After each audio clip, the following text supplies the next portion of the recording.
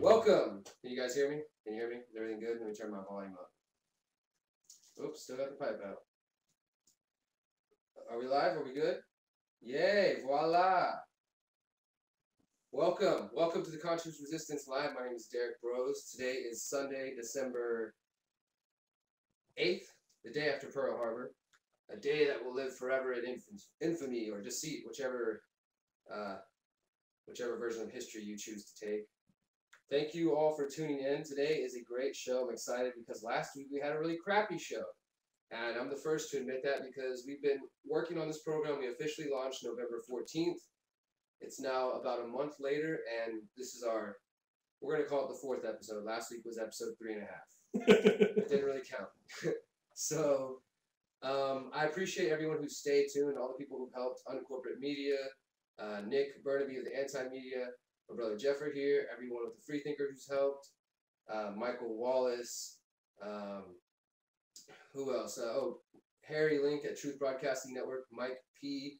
from The Rundown Live, and everyone else who's really stepped forward, and Michael Heiss from Freedom Phalanx Radio Network, everyone else who's really stepped forth to help us on this journey to bring you guys some new information, not just another activist show that focuses on politics and the fear-based paradigm, but a show that will look forth and try to find solutions, not try, because we are finding solutions, but will also bring you independent music such as the tunes you guys heard before we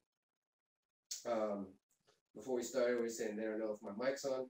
Is my mic on? You hearing me? It says it might be a camera mic. Camera mic. Sounds like the camera mic. Did you turn the mic off for the camera mic? We'll make sure we get everything running, guys. Again, like I said, thank you guys for staying tuned and dealing with our technical deets. Make sure we got everybody running. And let me know if it's not running right, because I want to move on with the show. I'll make sure let's get all the computer that his camera is on. All right, I'm going to stop reading that. It's confusing me. You guys figure out the text. And yeah, thank you to everyone who's helped and who is working with us to keep this program going and allowing us to expand. I'm really excited about tonight's show because I'll be talking with a friend of mine, a brother of mine, JG Vibes, who is an author, writer, promoter, similar to some of the stuff that we do out here in Houston. He is also just a good guy, somebody that I've met in person a couple times, but just a quick intro on JG. We're going to get to him about 30 minutes or so.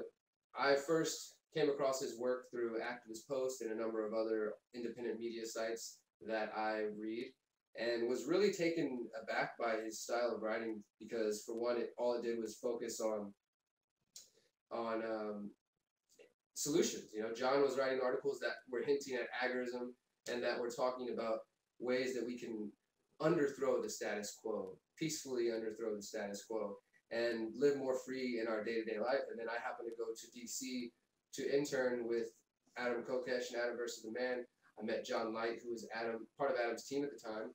And just through coincidence, JG Vibes was in town, and we went out to a show, got to talking, and realized that we had a lot in common, including being into the ideas of voluntarism and anarchy, and also having some more spiritual leanings that we're going to explore later on the show. So I was happy to make a friend in that form, and we've encouraged each other and pushed forth through the past year or so, and really working in different directions, or similar directions, but in different areas.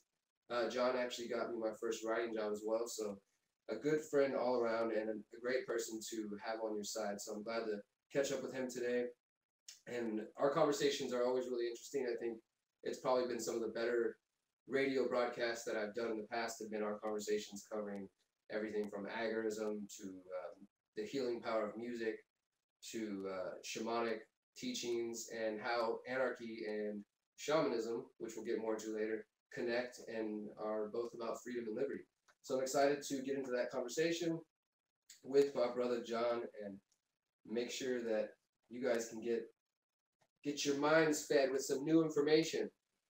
So, as I said, it's Sunday, December 8th, the day after Pearl Harbor. I plan to do some Pearl Harbor man on the street interviews. I didn't get a chance to do them yesterday because here in Houston it's been cold and rainy.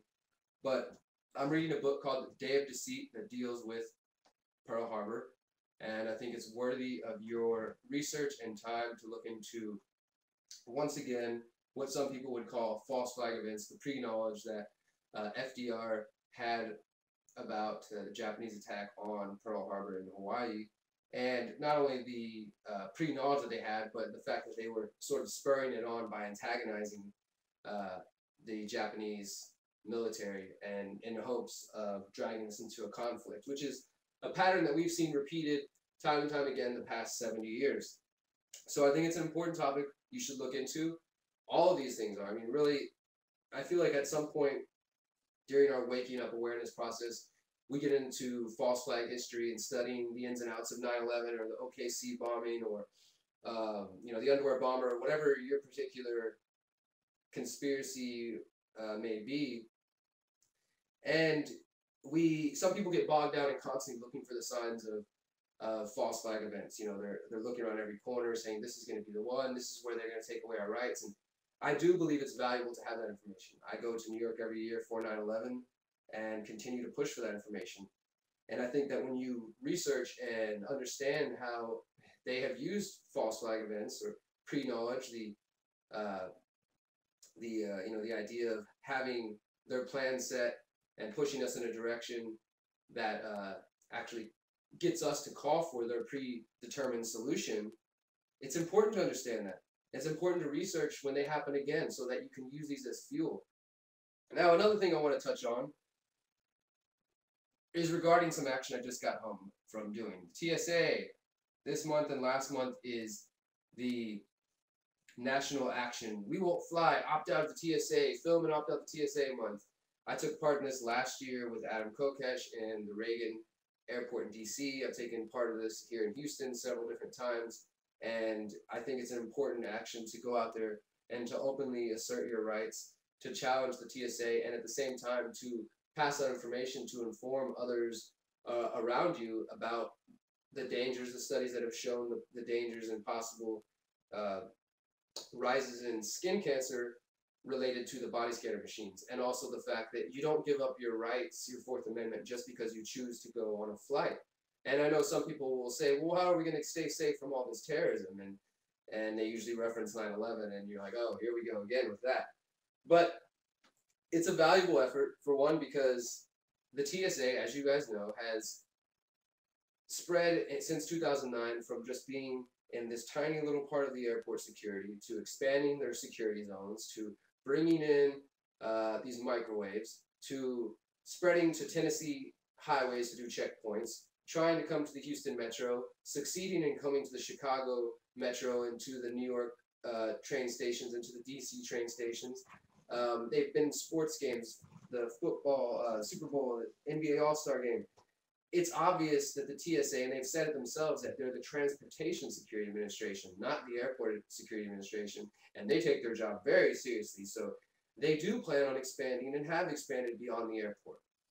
And if you don't want that expansion to continue, I believe you have to assert a strategy of non-cooperation. And what that means is you go out there and you go out and pass out flyers and you talk to people and you assert your rights in a humane, respectful way, because these people, TSA officers, are still human beings just like you and I. So it's not important to try to break them down and try to tear them down. What's important is to recognize that we have common ground, and that if we come together as human beings, whether it's about the TSA, drones, or whatever your particular area of concern may be, we can find solutions. And I personally try to communicate with the officers, police officers and TSA agents. They're not really officially any type of officer, but I make efforts to communicate with them, because if we fail in our journey here to free humanity, to take humanity further than we've ever seen, or as far as we know, further than we've ever seen, and to a state that we as free, beautiful, independent human beings who believe in voluntary interaction, who believe in mutual benefit, who believe in community, who believe in exchange, we know that these ideas are possible. And so when they say that we're a part of a cult, or that we are naive or too idealistic, we look towards the future and we understand that we are on a journey, that humankind is not at a final resting place. We are moving forward. We are evolving.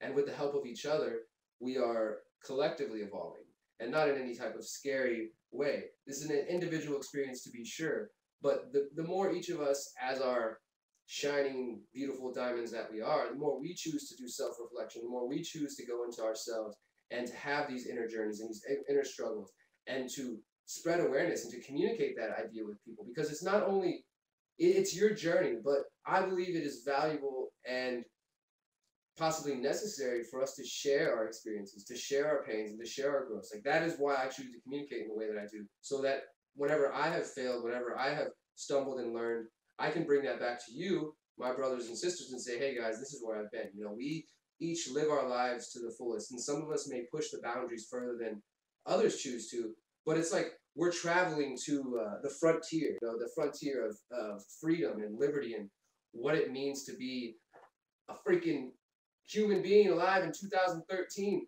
What does it mean to you to be free? We push those boundaries, and occasionally we get bumps and bruises, and on the way back we come and say, hey friends, this is where I'm at, this is what I just experienced, this is what's out there. And we encourage others to push those boundaries and to go live their lives and to stop waiting for us to come back with accounts of what's out there. You know, we can't rely on the state, we can't rely on authority figures to tell us what it's like to be free and what it's like to be alive. We, as free, independent human beings, have to choose some self-responsibility. You know, take responsibility for yourself. Take responsibility for your future, and begin to become a self-sustaining human being. And hopefully through that process, and I believe through that process, you'll learn a little bit about yourself. You'll discover some interesting things about who you are and where you've come from and where you're going. And in that process, you can choose to share with those around you, and they can grow from it. And together, we're going to take this into a whole new direction, a place that I don't think any of us thought would be possible previous to this this generation we're in now. Because, you know, we're sort of in that amazing in between time where we can see the, you know, the end of the rainbow, so to speak. We see the pot of gold there, pot of gold, or the pot of Bitcoin, whatever you want to say. You see it there, and we know that there is something amazing waiting for us, and that there are challenges that are coming up, and there is going to be struggles and roads to push through. But I mean, I don't know where you've been at ever in your life where there haven't been challenges and struggles and things like that. So to me, it's just about valuing yourself enough, and that is what we're here for tonight. We're here tonight to talk to you, to communicate. We're going to have the phone lines open. We're going to be talking to JG Vibes. It's going to be a good show. I haven't talked to John in a while. We've got a lot of catching up to do. As I mentioned, we'll be covering two of my favorite topics: agorism, which is solutions, building solutions, creating alternatives to the system, counter economics, really countering them on every front that you can, and my interest in shamanism and spirituality and Buddhism, and just a little bit of how that, I believe, can be a further evolvement of your path to liberty. Now, of course, it doesn't mean that there is a monopoly on liberty, and that if you don't take into account the ideas of shamanism, and if you don't become a meditating Buddhist, then somehow you're not going to ever find freedom and anarchy. I am no one to say that. You know, as I've said before, that there is no one path to liberty, and I can't define what makes sense to you, and what may ring true to you in your world may not ring true to me in mine.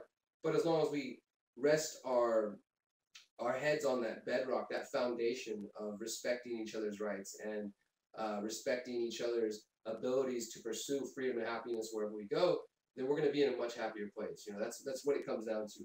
Respect yourself enough to respect those around you. So I mentioned the TSA.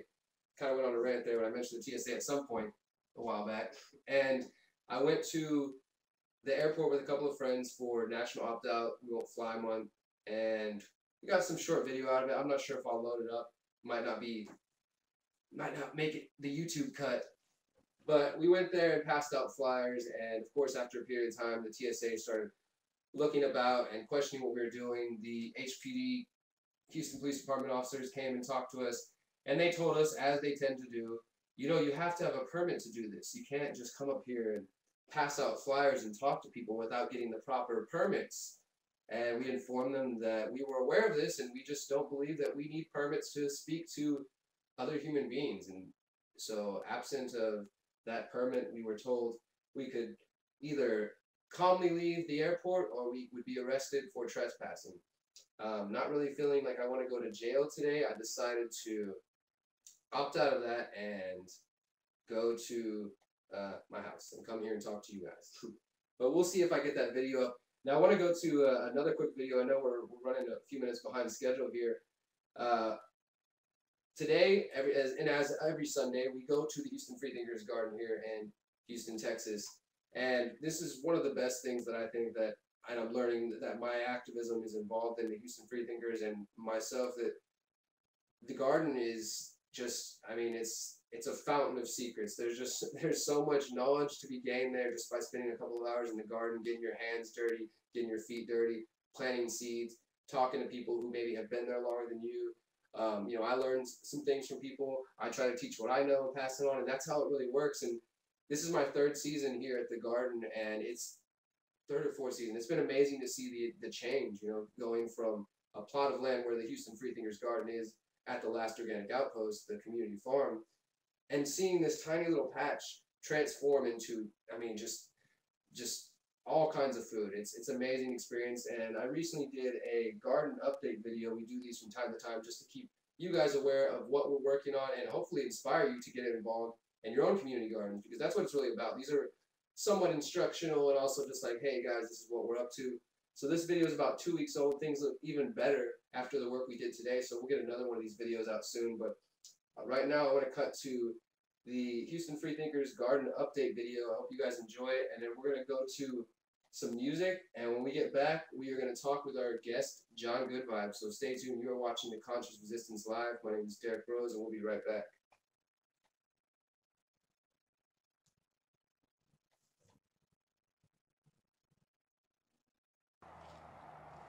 What? I said update. You hungry? Are you gonna plant cupcakes?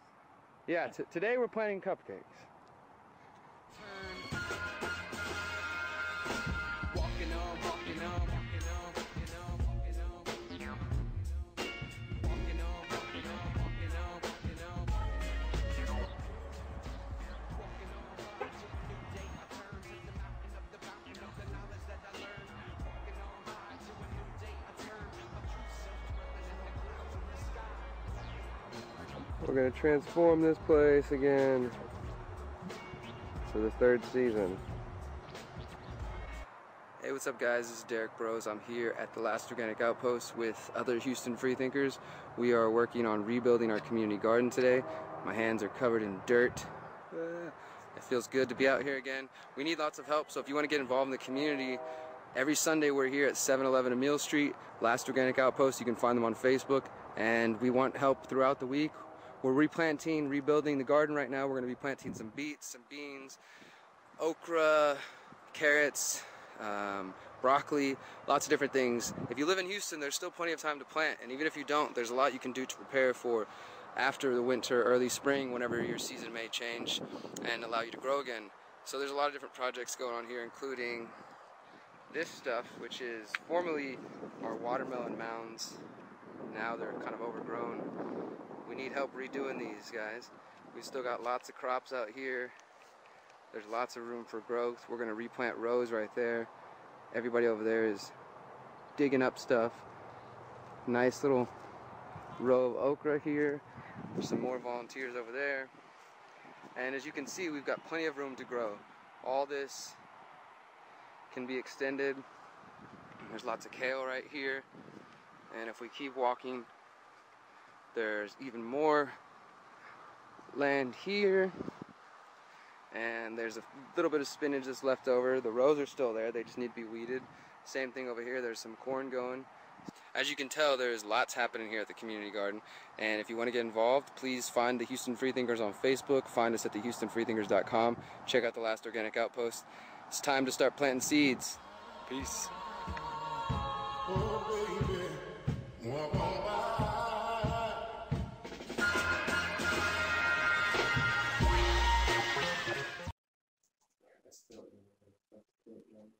No, he's on you. Yo, are we back? Are we back? We're not supposed to be back. Well, we're gonna go to a music clip. Don't pay attention to this. We're gonna go to our first song One thing before we get into the music, I want to remind you guys that we play 4 music videos throughout the show at every half hour, 8:30, 9, 9:30, and then when the show ends at 10 Central Time. And then afterwards, you can go to theconsciousresistance.com, go to the music spotlight page, and you can vote on the artists that are there that we're playing. So, and also, if you're an independent musician, please email me your music at derek@theconsciousresistance.com so we can get your music here in the rotation. We really want to give you a chance to show and highlight what you're doing, because as we're going to talk with John, there won't be a revolution without music. So we like to showcase all kinds of different music. Check this out. This is the Fiddleheads that somebody sent to me, and I hope you enjoy it. We'll be right back.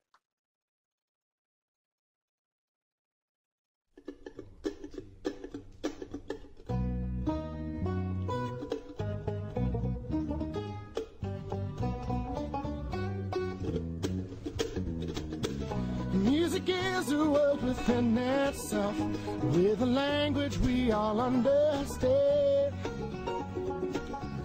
with an equal opportunity for all to sing and dance and clap their hands. Just because a record has a groove, don't make it in the groove. You can tell right away letter A when the people start to move. Well, they can feel it all over. They can feel it all over, people. They can feel it all over. They can feel it all over, people.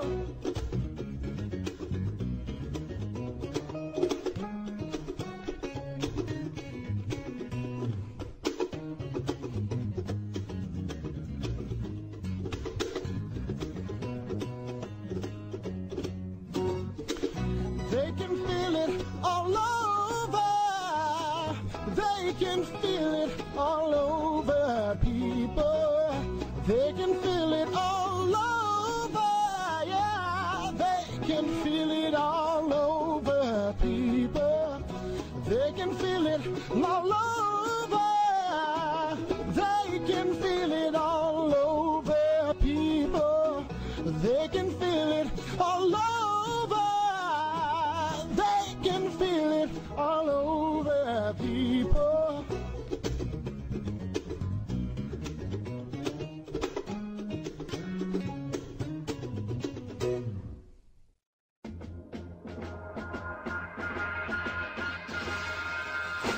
Got me wondering how I got into this mix. Mind playing tricks and I'm fiending for a fix. Habits overriding, imploding into explosion. Tapering away like ocean, coastal erosion. Bringing down balls like a Shakespeare tragedy. Expectation versus novelty and odyssey. Trusting the truth of my power like a battery.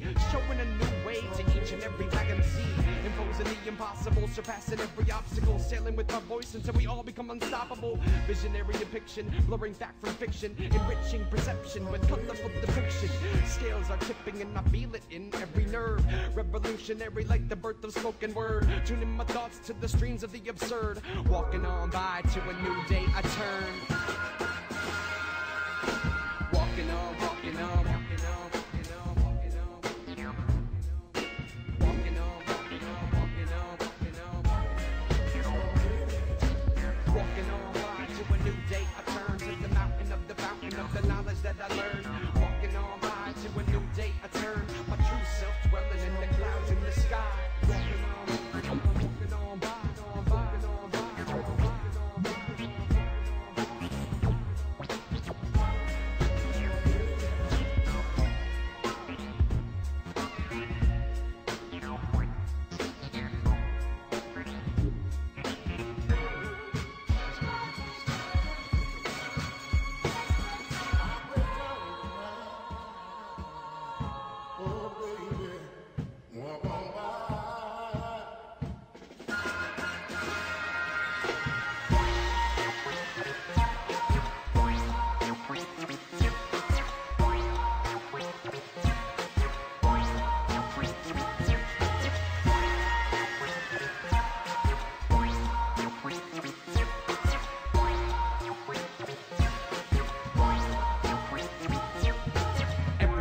looking for a surprise. Open your eyes, raising the stakes, see the truth and the lies. Arouse and optimize as the species multiplies. True self dwells above the clouds and the skies, all-time highs. Hidden in disguise, see the sunrise, creating fun times. Fumbling and crumbling in a sea of a ton of rhymes. Living and we rumble in the rubble of a southern bubble. No rebuttal in the beat, I mumble in the cuddle. Lost in the world and I'm launching a shuttle. Feeling energy from a shove to a snuggle. Buzz and bumble, the instrumental, I pummel. The metaphorical superstructure is super supple. Rhyme my sweet like honeysuckle. Intergalactic journey, tighten the buckle. Rhymes, I've got a couple in the bundle that I tussle. People run around the city and hustle while I brush up my capacities in the struggle.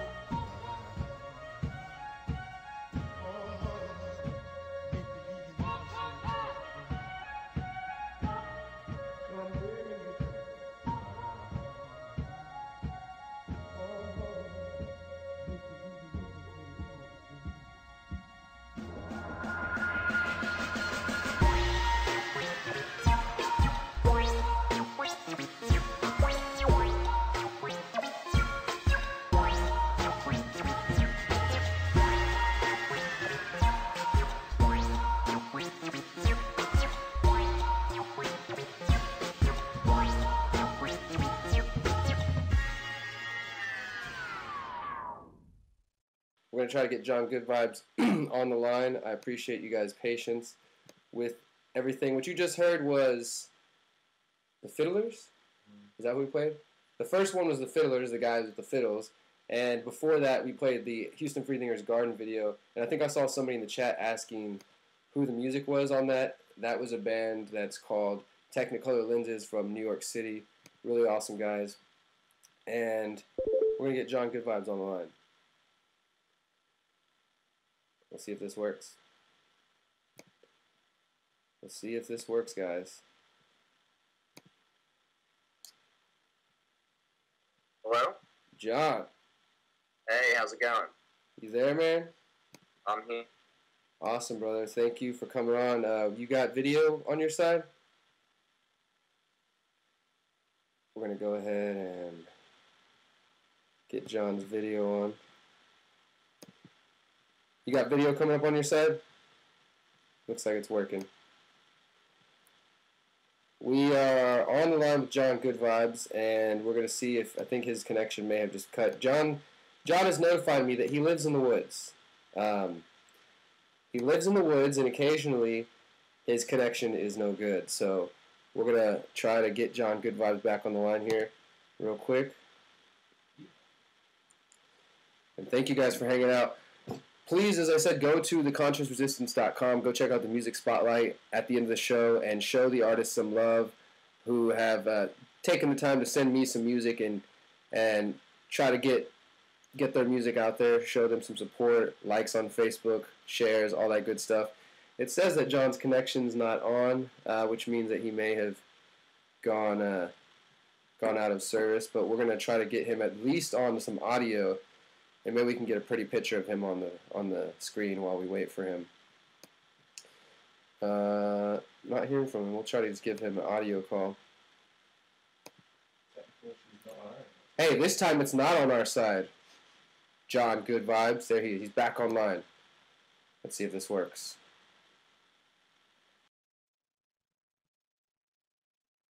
Thank you guys for being patient and working with us here at the Conscious Resistance. And if you're getting impatient, start yelling at John Good Vibes. It's not my fault. Mr. John Good Vibes, where are you?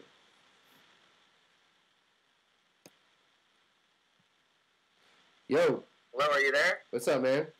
Can you hear me? I can hear you fine. Was video not working? There we go. Holy crap, look at your hair.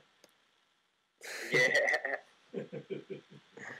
What's going on, brother? Last time it just froze on me. I don't know what the deal was. It's all good, man. I appreciate you taking the time to talk to me today. It's been a while. Yeah, it's been a while, man. You've been doing a real good job with the show, though. I appreciate it, man. Is everybody good in the chat? Nobody's complaining or anything? No, everyone's smoking. Everybody's smoking. Okay, well, all right. Yeah, man, I appreciate that. It's been a while since I've talked to you. I was kind of introducing you a little bit to the audience beforehand about some of the work that we've done together and the way that we met. But go ahead and tell everybody a little bit about what, who you are and what you're involved in for those who are listening to my show who might not know. Well, basically throughout my entire life, I've been an anti-authoritarian. I've never understood or accepted authority, which made childhood extremely difficult because everywhere you go, whether it be school, home, our whole society exerts this extreme amount of authority over children. And it was something that I always rejected. And then when I grew up, I found myself in the counterculture, which was kind of my expression of anti-authoritarianism. And over the years, I found myself in the rave scene, and I used the events that I was hosting as a platform to kind of plant seeds of awareness about things that I was studying. Not necessarily get too in-depth, but use the entertainment as a platform to spread the message.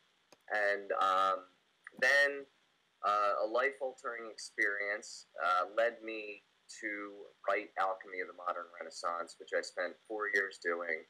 And then I just kind of started writing articles and doing things like that, and I took about a 2-year break from my parties so I could focus on that. And recently I felt that it was time to get back to my community. I was actually somewhat inspired by you and all the work that you do in your community and the difference that you make there, and I realized that that's where I have the most impact is with my community. So I've returned. I've started hosting events now. I'm kind of rejoining with the community where I started all this work. And it's been really cool the past couple months. So that's kind of my direction now.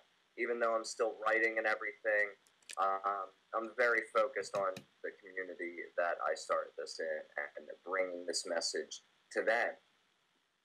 Yeah, definitely, man. You got to show love to the community where where you grow up in, so to speak, and where you find your solid ground on, man. And what I enjoy about our conversations and our friendship is that we've had conversations about this in the one or two times that we've actually been in person. We've had some really deep conversations that I think have connected us on multiple levels, and I enjoy the fact that you also, what you just described with music is similar to what we do with Visionary Noise, what we call it in Houston, the booking collective that I'm a part of, and trying to bring these ideas of activism and art and culture and music all together into just a new form of experience that obviously is taking place all around the country and really all around the world.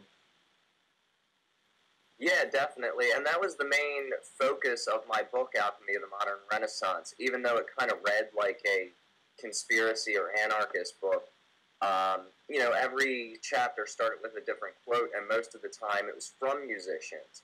And one of the things when I started really opening up to a lot of what was going on that was kind of hidden from us in school and the mainstream media, I started realizing that all of my favorite musicians all throughout my childhood and teenage years were talking about the stuff that I was studying. And I was listening to that stuff the whole time growing up, and I never understood what they were talking about until I got into these studies. Artists like Bob Marley or BNB Nation, Immortal Technique, I would understand that they were generally not happy with the government, the way our society was. But it wasn't until I really started understanding the specifics that, wow, these guys are really well read, and that's awesome that they're putting this into their art. And that's when that kind of inspired me to do the same. Yeah, so tell us a little bit more about the book. Well, right now I'm in the process of republishing it because, as you know, I had an issue with the publisher. Basically, publishers are just like record companies. They're just a middleman looking to take advantage of somebody else's idea. And I got ripped off pretty bad, and the dude just kind of disappeared, jacked up the price of my book, and, continued to sell it. So at this point, I'm going to republish it, re-edit it, and put it out again. But just the reason why I mention that is because if there are any aspiring writers or authors out there, I really advise you to just self-publish. Don't deal with all the copyright nonsense with some publisher, because it's just, the age of the middleman is done now. We have all these opportunities to do things ourselves, that even though you might think that the traditional route is to go to a publisher, it really is best to just do self-publishing these days. But moving on to the content of the book, it's about, I think, 86 chapters in total, and each of them has something a little bit different. There's a chapter on Monsanto, there's a chapter on psychopathy, there's a chapter on synchronicity, which is the process of, some people call it cosmic coincidences, or coincidences which are more fate than anything, and those are situations that can direct you down your own spiritual path. So that there are so many different things combined in this book, because I had the trouble of trying to explain these complicated issues to people, and you can't really talk about corporations like Monsanto and things like that without talking about corporate personhood and issues of government regulation that actually cause these corporate structures. So I felt that it was important to break down the basics of each of these tiny subjects and then be able to present them in one complete work, that it may not have all the specifics and details of every single story, but it has enough to kind of understand at least the picture as I see it at this time. Nice. So, what was the response? Do you think that you got out everything you were trying to get with the book? Well, it's been about 2 years since the initial publishing, and to be honest with you, I learned a whole lot since then. And going back and re-editing now, I realized, oops, I might not have been completely correct about this one tiny little part, or I may have misunderstood something. So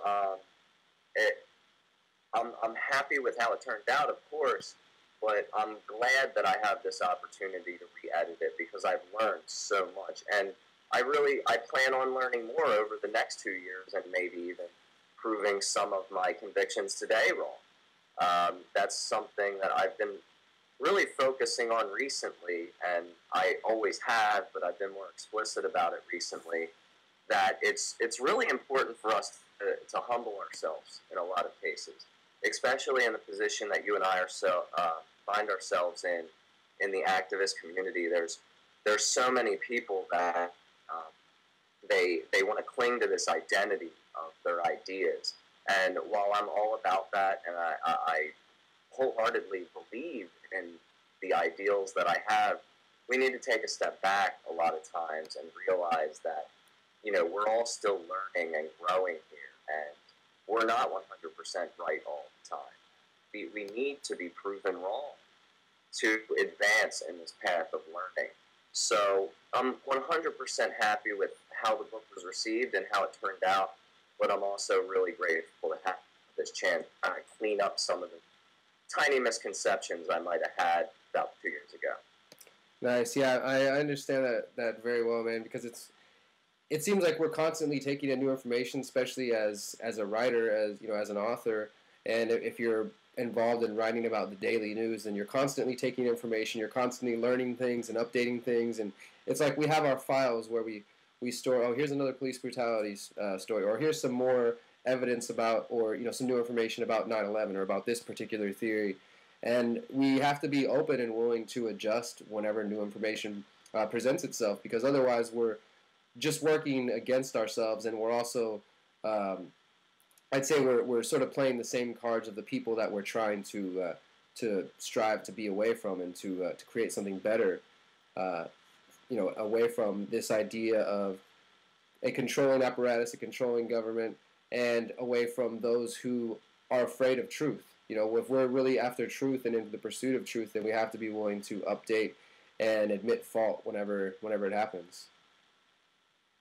Yeah, no, absolutely. I completely agree. And there are always points of my research where I'm, surprised and shocked and realize that I may have had something wrong in the past. And I'm always happy to get that update. And it's always exciting to kind of find a new path in learning. And I think that that is definitely something that people like myself and you should talk about as much as possible. This is a conversation that I had the last time that we spoke in person, is that it's important for us to be firm in our convictions and not compromise our ideals. But at the same time, in conversations with other people, we need to at least hear people out and allow people the freedom to think for themselves and to come to their own conclusions without completely berating them and degrading them just because their ideas happen to be different than ours. As long as they aren't directly initiating violence or, filling out an application for the police force, then I really feel like we should be able to have a civil conversation. Yeah, exactly. I want to touch on something else that last time I saw you was just a couple months ago. I was in the D.C. area to host AVTM Adam versus the Man live while Adam was locked up, and we got to spend some time down in Baltimore, and you got to show me around a bit.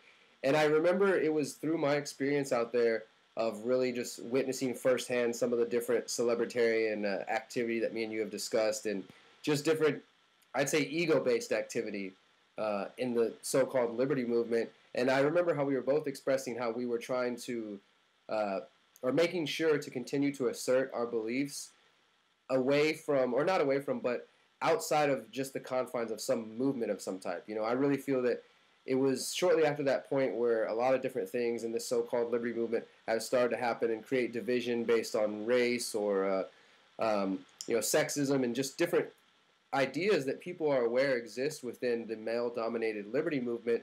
But I really feel I know for me at that time it was a pivotal moment of deciding, like, you know what, I'm going to just forge myself down this path. I know what I believe in, and I'm not really going to pay too much attention about fitting into that crowd anymore if I ever was. What are your thoughts on all that? Yeah, honestly, that conversation was extremely important to me, too, because that was obviously something that I was noticing as well, and I didn't want to necessarily fall into that trap. I was confident that I wouldn't, but at the same time, it really is kind of easy sometimes when you get in these debates and you are firm in your convictions to, get on a soapbox, kind of. And, without naming any names, we have definitely seen a lot of that, and it seems like people are concerned about the ego than they are with the message, and I'm definitely not putting anyone down. That is more to direct people who are new in this path that they want to stick with the message and not get so tied up in the ego. Because, and this happens in any kind of scene or movement, there's always this infighting and this power struggle. And I think that if we're supposed to be about all these real things, peace, liberty, and love, and things like that, then there's no reason for us to get sidetracked by the ego gratification and by petty infighting. And there's really no need for any of that. What do you think causes something like that? I really think it's a result of our society, dude. I mean, I've spent a lot of time in different circles, whether it be the rave scene or the liberty scene. I was in the heavy metal community in my younger teenage years.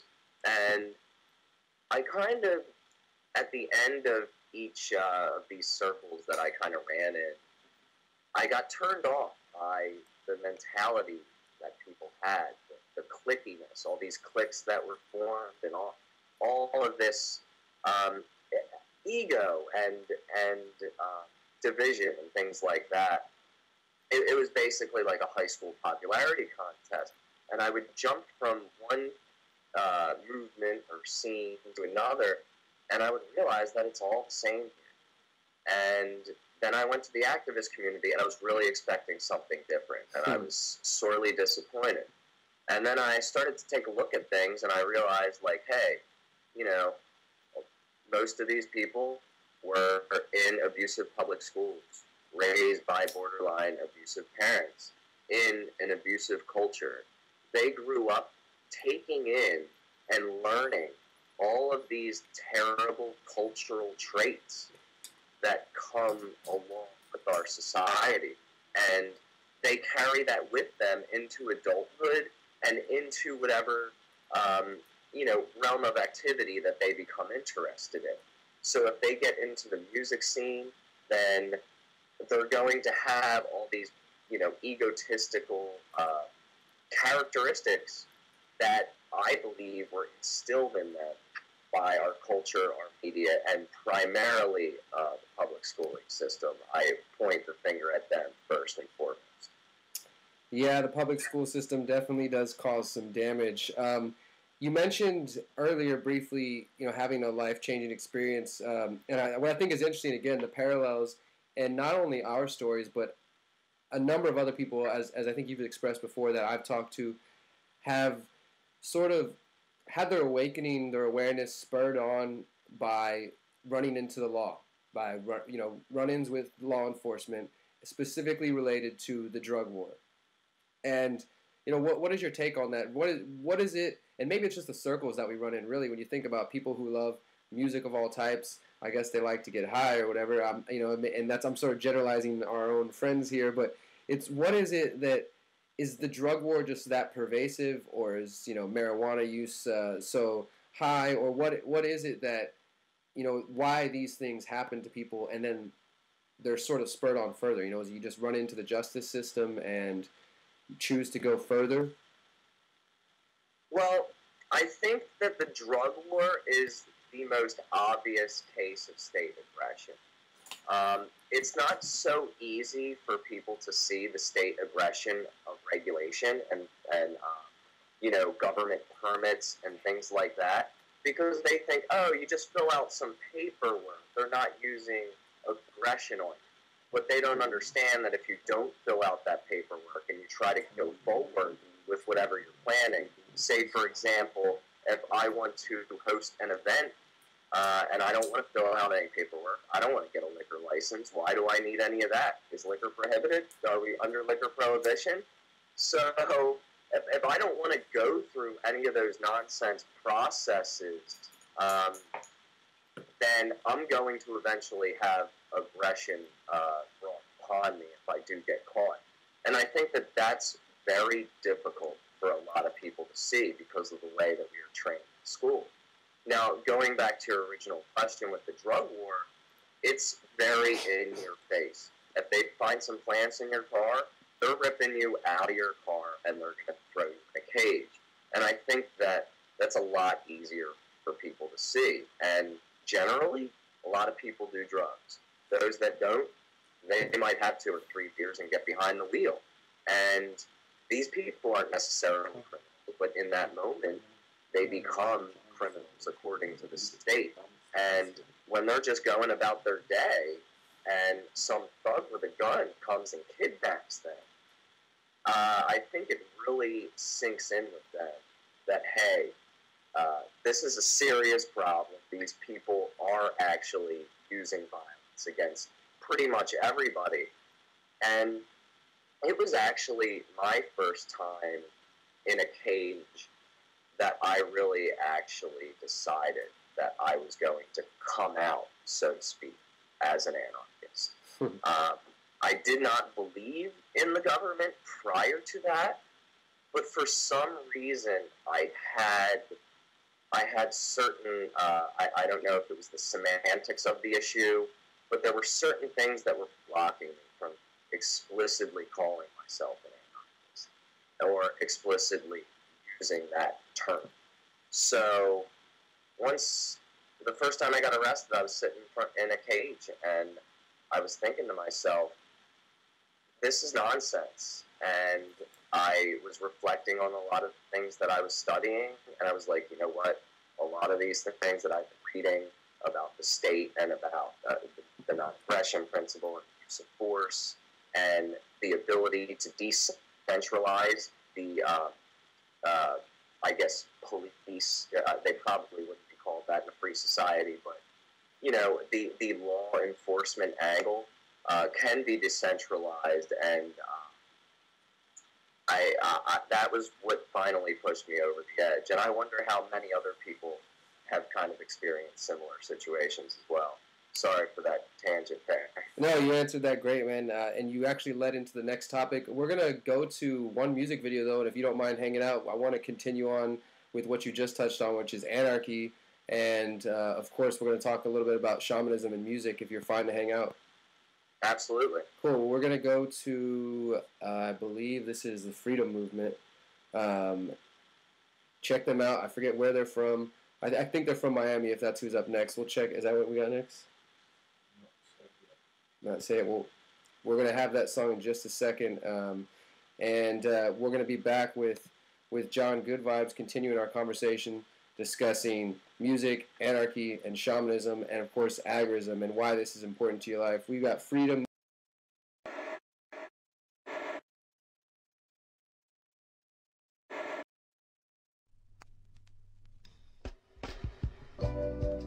Mother Earth, who can save the world? Will it be the children, every boy and every girl? Mother Earth, who can save us now? Is it too late, too far to turn around? Mother Earth, who can set us free from destruction? Mankind's his own enemy. Who will make the soldiers lay their weapons down?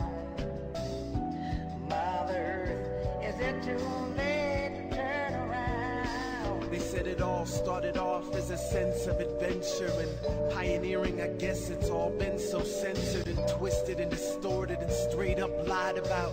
Prophetic visions that the ancestors cried about, harvesting the oil and the water till we dried them out. They spoke of holes that people dug and tried climbing out, harvesting the minerals and selling what they're mining out. And still some people wonder why the youth are wilding out, because they got no guidance and the elders are no longer there.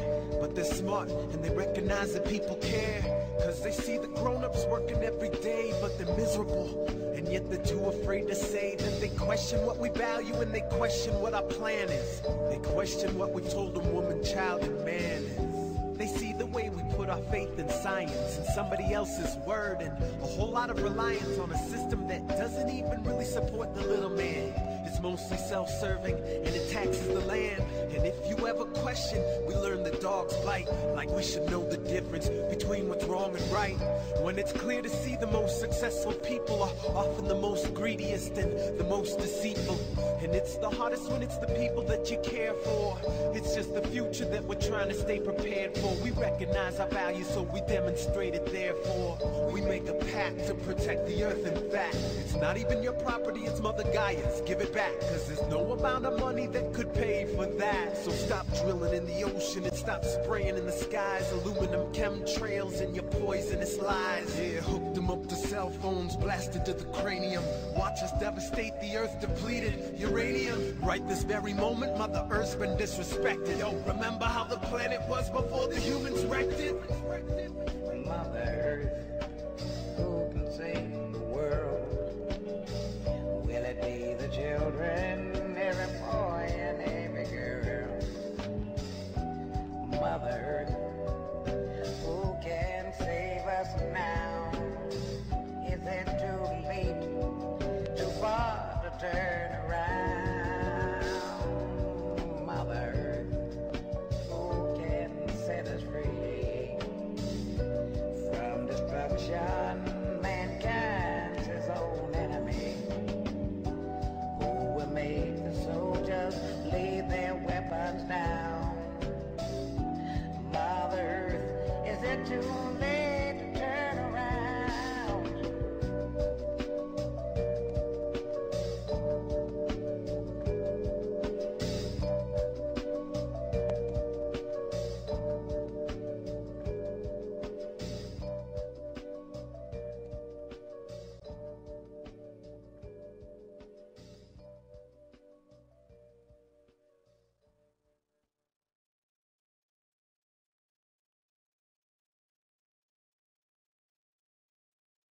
see your video at all, but I ain't worried about that as long as you can see me. Yeah, we can see you good. Hold on.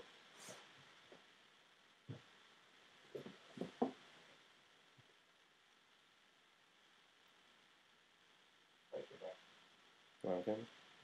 Welcome back to the Conscious Resistance Live. This is Derek Bros. Thank you guys for tuning in. You just heard the Freedom Movement. Which song was that? Mother Earth? I think so. Check those guys out. It's actually two people. Elias Gray, I think is her name, and the other guy's name I can't remember, but they both contacted me. They're not originally from Miami, but now they're working out of Miami, and they do a lot of good work spreading awareness through music, which is very important. I'm back with my guest, John Good Vibes of Alchemy of the Modern Renaissance and Good Vibes Promotion. Welcome back, brother. Thanks for having me, man. For sure. I wanted to continue with what you just touched on, which was we were discussing the drug war and how that affects people and moves people to a place of action and how that led you to becoming a more open anarchist.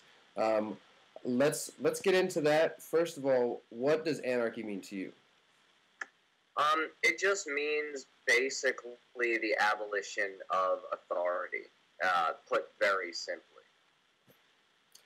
Okay, and so I know already that you identify as a voluntarist, and most of this audience here is aware of what that means, but put voluntarism into your own words. It's basically the idea that all human interactions should be chosen. So, we have this situation set up under the so-called social contract where we are apparently in a contractual agreement with a group who calls themselves government, who basically thinks that they have the right to tell us what to do and how to live, and I believe that we should have the ability to opt out of things like that. And if we don't have the ability to opt out of things like that, then we aren't free. And yeah, that is put simply. And voluntarism is a market-based approach to anarchism, as opposed to the, communistic types of anarchy that were, I guess, championed by the early union movements about 100 years ago, even though they were a lot more radical and down than your current, ANCOMs, I would say. But I definitely wanted to make the point about what we were talking about earlier about understanding among people with different ideas. As I've to my community over the past few months, I have been approached by a number of communists and socialists who have said, hey, dude, like, I completely disagree with you on economics, but I think your work is great. You've made me think in a different way, and even though I don't agree with you, you've shown me a different perspective, and I appreciate that. And it has been really some cool conversations that I've been able to have with people who have somewhat different perspectives on economics, but in reality just want the same end result. But at the end of the day, I'm still extremely convictions about, free markets and lack of authority. Yeah, definitely. Free markets and lack of authority, I guess, are definitely some important elements of what it means to be a voluntarist. And as we've kind of always been on the same page as this, that it's important to reach out to others, and especially because, as I've told you before, I come from a place of working with the left anarchists in my community. You know, the Houston Freethinkers wouldn't be existing, at least in the form it is now, without the encouragement of some of the left anarchists who we also disagree with in the community. But there's a lot of common ground, and for me, I see a lot of common ground between mutualism and agorism. What are your thoughts on that? I do as well, and I have gotten kind of interested in mutualism because I'm not necessarily sold on anything, but about 6 months ago is when I started seeing the word pop up in my research. I had seen it a little bit prior, but in the past 6 months I've been seeing it pop up a lot. And as I understand it, there are some, basically their key difference is about occupancy and use of tangible property like land and things like that. And I think it's an important angle to discuss, but I feel that also there's a slippery slope that kind of begins when you start talking about when somebody has the right to infringe upon somebody else's property, and I feel that that can be pushed by people who want to take advantage of it. So in that sense, I'm a little bit wary of that occupancy debate, but I think it's a very important debate to have, and it's really something that I'm not necessarily sold one way or the other on, although I lean definitely more towards the 100% property rights in every single situation. But I do understand that there is an issue with landlording and things of that nature.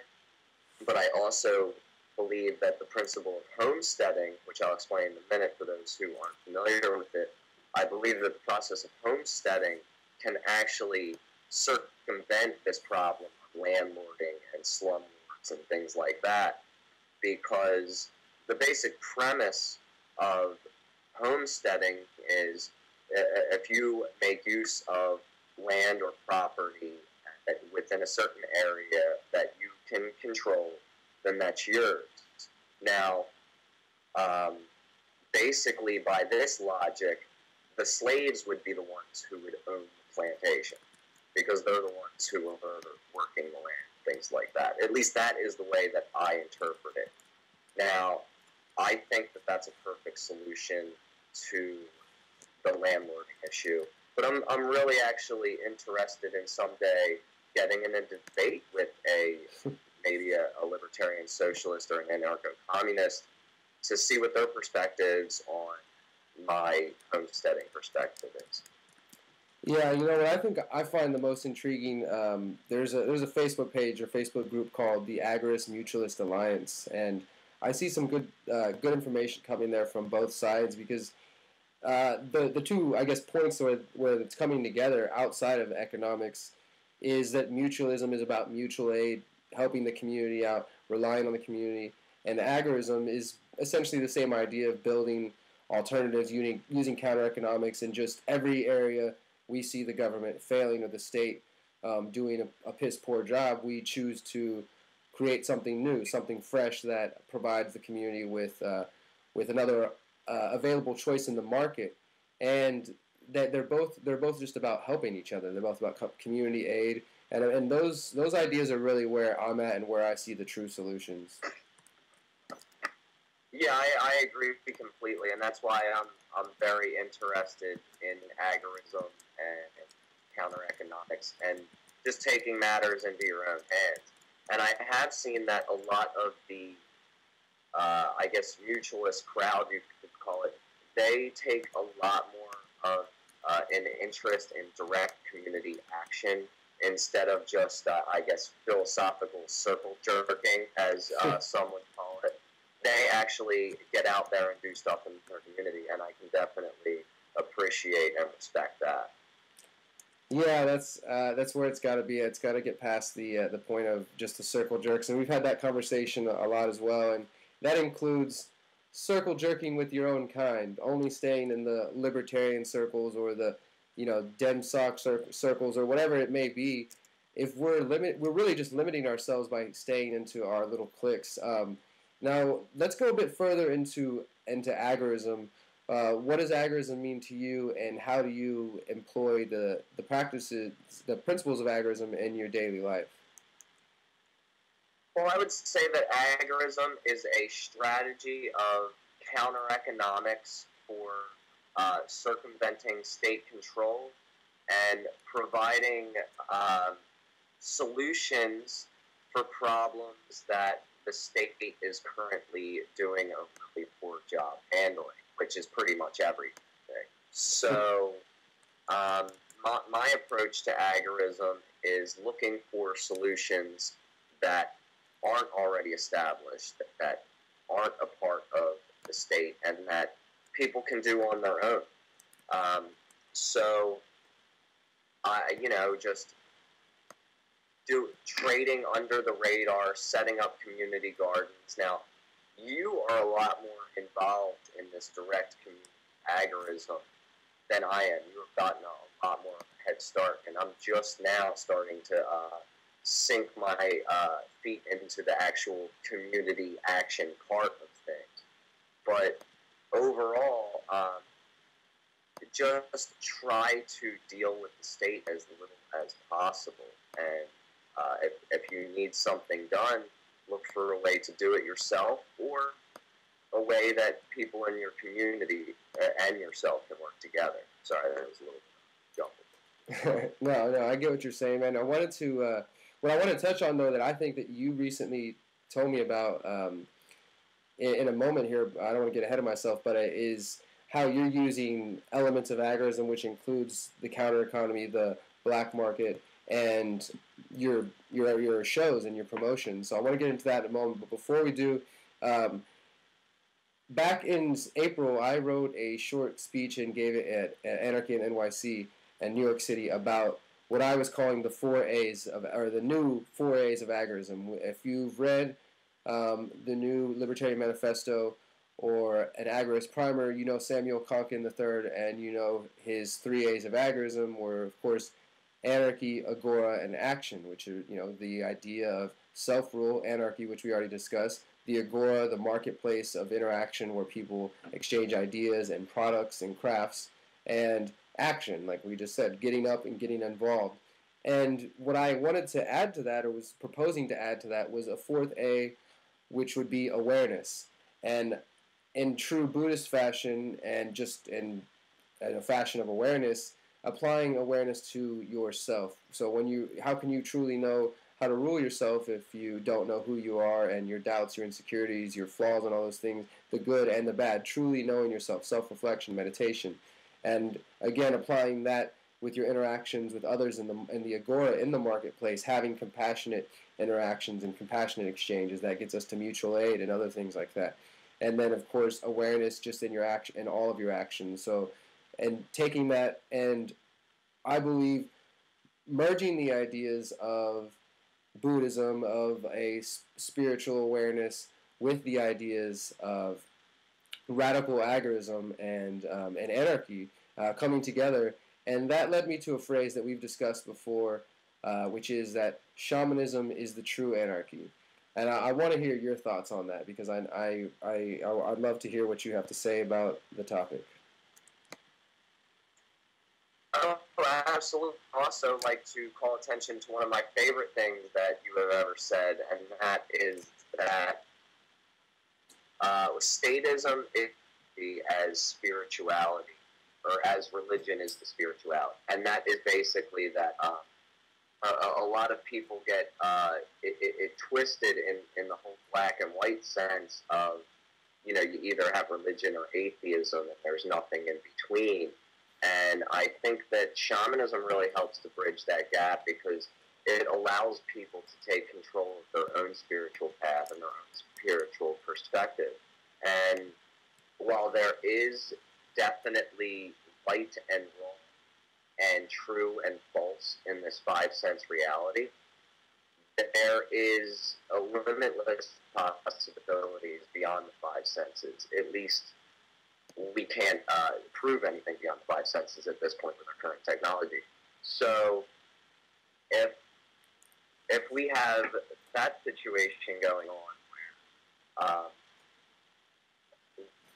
basically there is,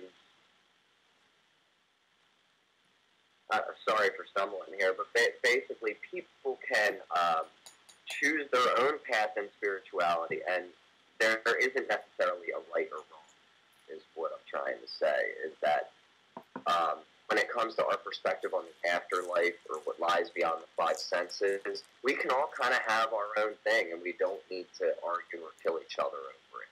When it comes to right and wrong within the world of the 5 senses, I think that is serious business that needs to be taken a lot more seriously. And, of course, me and you both reflect on the non-aggression principle and the non-initiation of force. And I really think that that's really pretty much all you need to know when it comes to right and wrong in the 5 senses. But with shamanism, it puts the power of spirituality in people's own hands. And I would say that shamanism kind of requires some kind of altered state of consciousness. It doesn't have to be through drugs. Meditation works for some people. Yoga works for some people. Drugs work for me. That's just my thing. I'm not really a meditation guy because my mind is too going crazy all the time. Not too great with yoga. Even though those are two goals for me, I tend to take the easy path in that regard. Yeah, you know, we're gonna have to talk about conscious language, John, because you are limiting yourself in so many ways with the way you're programming yourself right now, and you know better than that. So what I want to touch on, though, is what you just said. Let's touch on that now. Okay, well, what I want to get at is what you just said. Okay, you just stated that you're not a meditation guy, and that, you know, this doesn't work for you because your mind is of this nature, which is completely true in your current reality, and that is the world that you're living in, this five-sense reality. But there's also, as you know, endless possibilities, and we are literally programming ourselves with our daily self-talk, with our conversations with each other, and of course we know through the media, external programming. But I believe the strongest sense of programming comes from within, you know. So I know that I have some deep insecurity issues that I'm always working on, and so a lot of times I'm really just angry with myself or just mean to myself for no reason. And now that the more I've reflected on it, I'll catch myself and be like, wow, like, why am I calling myself an idiot in my head? Like, that was just a simple mistake. And it's taken me a lot of years to sort of deprogram from that negative thinking. And so even beyond just negative thoughts that you have yourself, when you recognize that constantly telling yourself you're not capable of doing something or you haven't done it, conscious language, which is a term that was brought by this guy, I can't remember I think it's something Stevenson, I'll look it up on the break, but he wrote some books and had just different information on how important it was for us to program ourselves through our words and through our language, and how limiting we are with ourselves. And he also mentions, and this is one that I think I know I'm personally guilty of. See, even right there, I just said I think, even though I know that this is the case. He says how we use qualifiers like sort of, kind of, I think, I kind of want to do this, I sort of did that. Like, we're not sure of ourselves. We don't bring ourselves fully into our words. We're haphazardly talking. And so think about that the next time you're catching yourself and you're like, wait, no, I didn't sort of do that. I actually did do this. And I didn't kind of do it. I did do it. And so there's qualifiers that we all insert there. And then there's just things like where you can catch yourself mid-sentence and be, for example, like, I'm not good at meditation. Well, actually, in the past, I haven't been good at meditation because X, Y, and Z. But today, I'm learning to sit still. I'm learning to be with myself. Like, so you state what you used to be, and then you reclaim it and bring it into the present and even forward looking into the future of what your goal is. You see what I'm saying? And when we start to do this on a regular daily basis, I mean, you're literally manifesting the world that you want to see, which is an important part of the shamanic path. Nah, absolutely, and a lot of what you said definitely hit me, because that's me all day with that negative thought, dude. And that is one massive obstacle that I need to overcome, not just to explore things like meditation more in depth, but just in general in my day-to-day life and those situations, like you were saying, overcoming those insecurities and things like that. That's probably like one of the, I would say I got a long way to live, so I have a lot of obstacles ahead of me, but that's one of the main obstacles that I see that I have been trying to find a way to overcome. And I think that suggestion of this conscious language is something that I should really look into, because it isn't something that I've really heard about a lot, and it sounds like it could be pretty helpful, to be honest with you. Oh man, I really believe it's a life changer, because I was introduced to it by some people from here in Texas, in Austin, where there's regular groups that meet, and it's like just a weekly class, kind of just discussing, just talking, and then listening to yourself and realizing the ways that you limit yourself, and learning to, as I said, reprogram yourself. I've said it before that we're going to be programmed one way or another, whether we do it passively and unconsciously and just let the media constantly fill our brain with whatever they want to think, or we decide, hey, I'm going to train myself to think this new way. You know, I'd rather be more in control of my own mind in the same way that I want to be in control of my physical body. I want to be in control of my mental state. And I agree with you, man. I think this is probably for a lot of people that fear is the mind killer, and fear and insecurities are paralyzing. And I think that it's something that we each struggle with daily, which is why, you know, the whole idea of the conscious resistance to me is taking the ideas of anarchy and the principles of liberty and all these things we discussed, but going deeper with it and recognizing that for me, I see that the root cause of these things is a deeper, is something deeper. And if we don't go to those deeper levels and to communicate with each other and to really work on those things, we're going to end up just creating some new form of statism that is probably even more ego-based, because we'll get rid of the government and we'll have anarchy, we'll have self-rule, but then we're going to have a bunch of egomaniacs running around, a bunch of sociopaths who don't know how to communicate their feelings and know how to work through these states of mind. So I think that it's definitely important for us to go deeper with this, and whether you practice meditation, getting back to shamanism now, whether you practice meditation or drumming, music is definitely a big part of shamanism.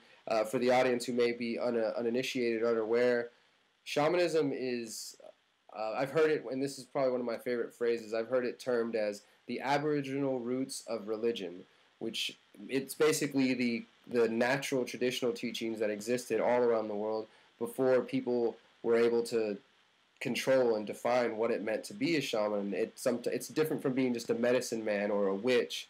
It's somebody that has the ability or chooses to have the ability to access altered states of minds. And yes, sometimes that's through plant concoctions such as ayahuasca, which contains DMT, or that can also be through, as I said, drumming, deep drumming states of mind, which is what I prefer to do. And also through, it's been shown as well that you can reproduce the same state of mind through meditation by counting the breath, because essentially what it is, it's just repetition. It's the repetition of the drum over and over that lulls your brain into that state of mind, those brain waves there that allow you to go on deep journeys, and that these journeys can be facilitated by another person sort of directing you, or they can be physical journeys, you know, a long journey in the physical world, maybe out camping for a few days. It's really something that can't be defined by anyone else outside of you, and this taps into all kinds of other forms of, I guess, perceiving and altering reality, because one true aspect of what a shamanic experience is about is definitely the altered states of consciousness, the trance states of consciousness. And this is where, I mean, this is just flowing beautifully from anarchy to music. This is where another area where I think that we have a good amount in common is the understanding that shamanic states of consciousness can be introduced through external devices such as drugs or plants or chemicals, things like that. It can also be introduced through meditation. It can be introduced by the banging, the repetition of a beautiful, beautiful drum. And that beautiful, beautiful drum represents another form of bass. You know, banging bass, repeating bump and bass. And you know all about that and how that can contribute to altered states of mind and to creating this new age of shamanism, which is infused with electronic music. You know, there are electronic shamans out there now who are taking people to deep altered states of consciousness and allowing them to access states of their own mind that they weren't aware of through music. You know, and you do a lot of this. You help facilitate a lot of this with Good Vibes Promotion. So I want you to both respond to what you think about shamanism and music, and tell us a little bit about Good Vibes Promotions. Oh, I completely agree, and that's kind of the way that I have always seen it, is not just music, but art in general. Any type of art is the imagination coming to life, essentially. And music is definitely a big part of that, especially because of the vibratory element. You and I both know that everything is basically a vibration, and then when you have music and bass and drumming and things like that, that's intensifying vibrations around you to a certain level or certain degree. And I believe that our ancient ancestors, they would, you know, go out into the woods and they would find some, you know, plants to mix together that would take them to this state, and then they would sit around the campfire and drum and dance and sing. And now, you know, our world's different. We live in a jungle. We go to these warehouses, or we go to these clubs, and we put on this loud, you know, laboratory music that kind of takes us to that same state. And now maybe we have different chemical situations. Some people don't even need the chemicals, as I was saying earlier, and more power to them. I'm not saying that that's necessary, but I think that this is just an advancement of what we have always been doing, and I really do feel that that's why it's outlawed. Because as you and I both know, they do not want us to have that spiritual connection. Because then, like you were talking about earlier, we can find these ways past this ego-based lifestyle, these insecurities, and all of this self-doubt that we all still fall into. That helps us overcome them. In regards to my company, Good Vibes Promotions, I kind of make it a point to be a lot more explicit about that. A lot of people in my line of work, they're very afraid to talk about it. And no disrespect to them. If they want to run their business the way they want to run it, that's completely cool. But they're afraid to talk about the psychedelic element of what they do because they don't want to make it look like they're condoning anything, they're going to bring more police trouble upon them for their events. And I first and foremost want to keep the people safe that come out, but I also don't want to pull any punches about what I believe in and what I think I'm trying to provide for people, and the kind of environment that I'm trying to provide for people. And what I'm is not that? gonna lie about that. Did you want to say something there? What type of environment is that you're trying to provide? For lack of a better word, a psychedelic environment.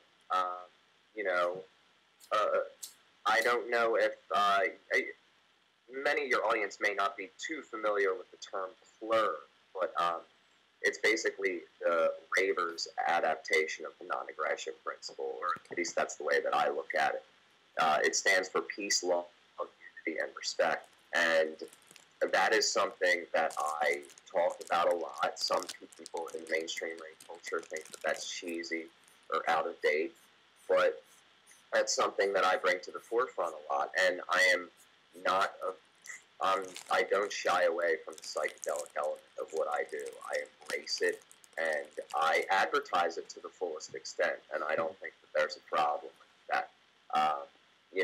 It might put me under a little bit of a microscope, but I think that I hold down my events pretty well and keep everybody safe. And, knock on wood, there has never been any kind of major police issue at one of my events. The worst thing that did happen is one of the events that I helped out with in North Carolina a couple of years ago did get raided, like SWAT team, night vision goggles, everything like that. That wasn't my event. That was an event I co-hosted, but I definitely took responsibility for that. You know what I mean? And that happens at any kind of event, regardless of whether it's a rave or a concert or anything like that. These things do happen. But what makes my company a lot more, or I would say what makes me unique, is the fact that I don't shy away from the psychedelic nature of what we do, and I don't try to conform to the mainstream. I don't try to be legitimate in the mainstream sense. Yeah, I mean, I appreciate what you do out there with psychedelic culture, like you said, for lack of a better word, because that's something that I don't believe we should have to be shy about either. There, especially in the day and age that we're in now, where the revival of psychedelics for therapeutic use is coming back, where studies are starting to begin again, and we know the power of psilocybin mushrooms. We're learning once again the power of MDMA for therapy. They talked about MDMA therapy for PTSD for veterans and all different types of uses. And as we've already discussed, the shamanic uses of these things. And of course, there's always going to be abuse when it comes to substances, but that's again up to the individual to decide for themselves, not for you to dictate. But I think it's important for us to create these spaces, these sacred, safe spaces where people can choose to come be in an environment and go down that shamanic path, whether they recognize it that way or not, and come to an experience, as you said, that is essentially just the new version of being around the fire and you know, beating on drums. You're being, you know, people still do that today, but now we have another adaptation of that, and that's coming to warehouses, coming to big raves, and having lights and music and bass and having these deep experiences. And I think it's a very important work that you do to provide a safe space for that for people.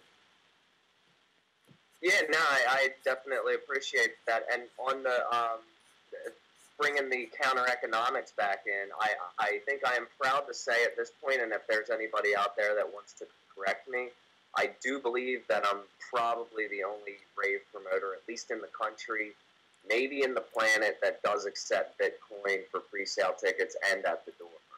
That's what I was hinting at earlier, man. A way that you use agorism in music, and I think that is amazing, dude. Tell me about that, dude. I want to be able to do that down here in Houston for our shows. How do you make that happen? Well, actually, I was kind of inspired by what I saw at PorkFest this year.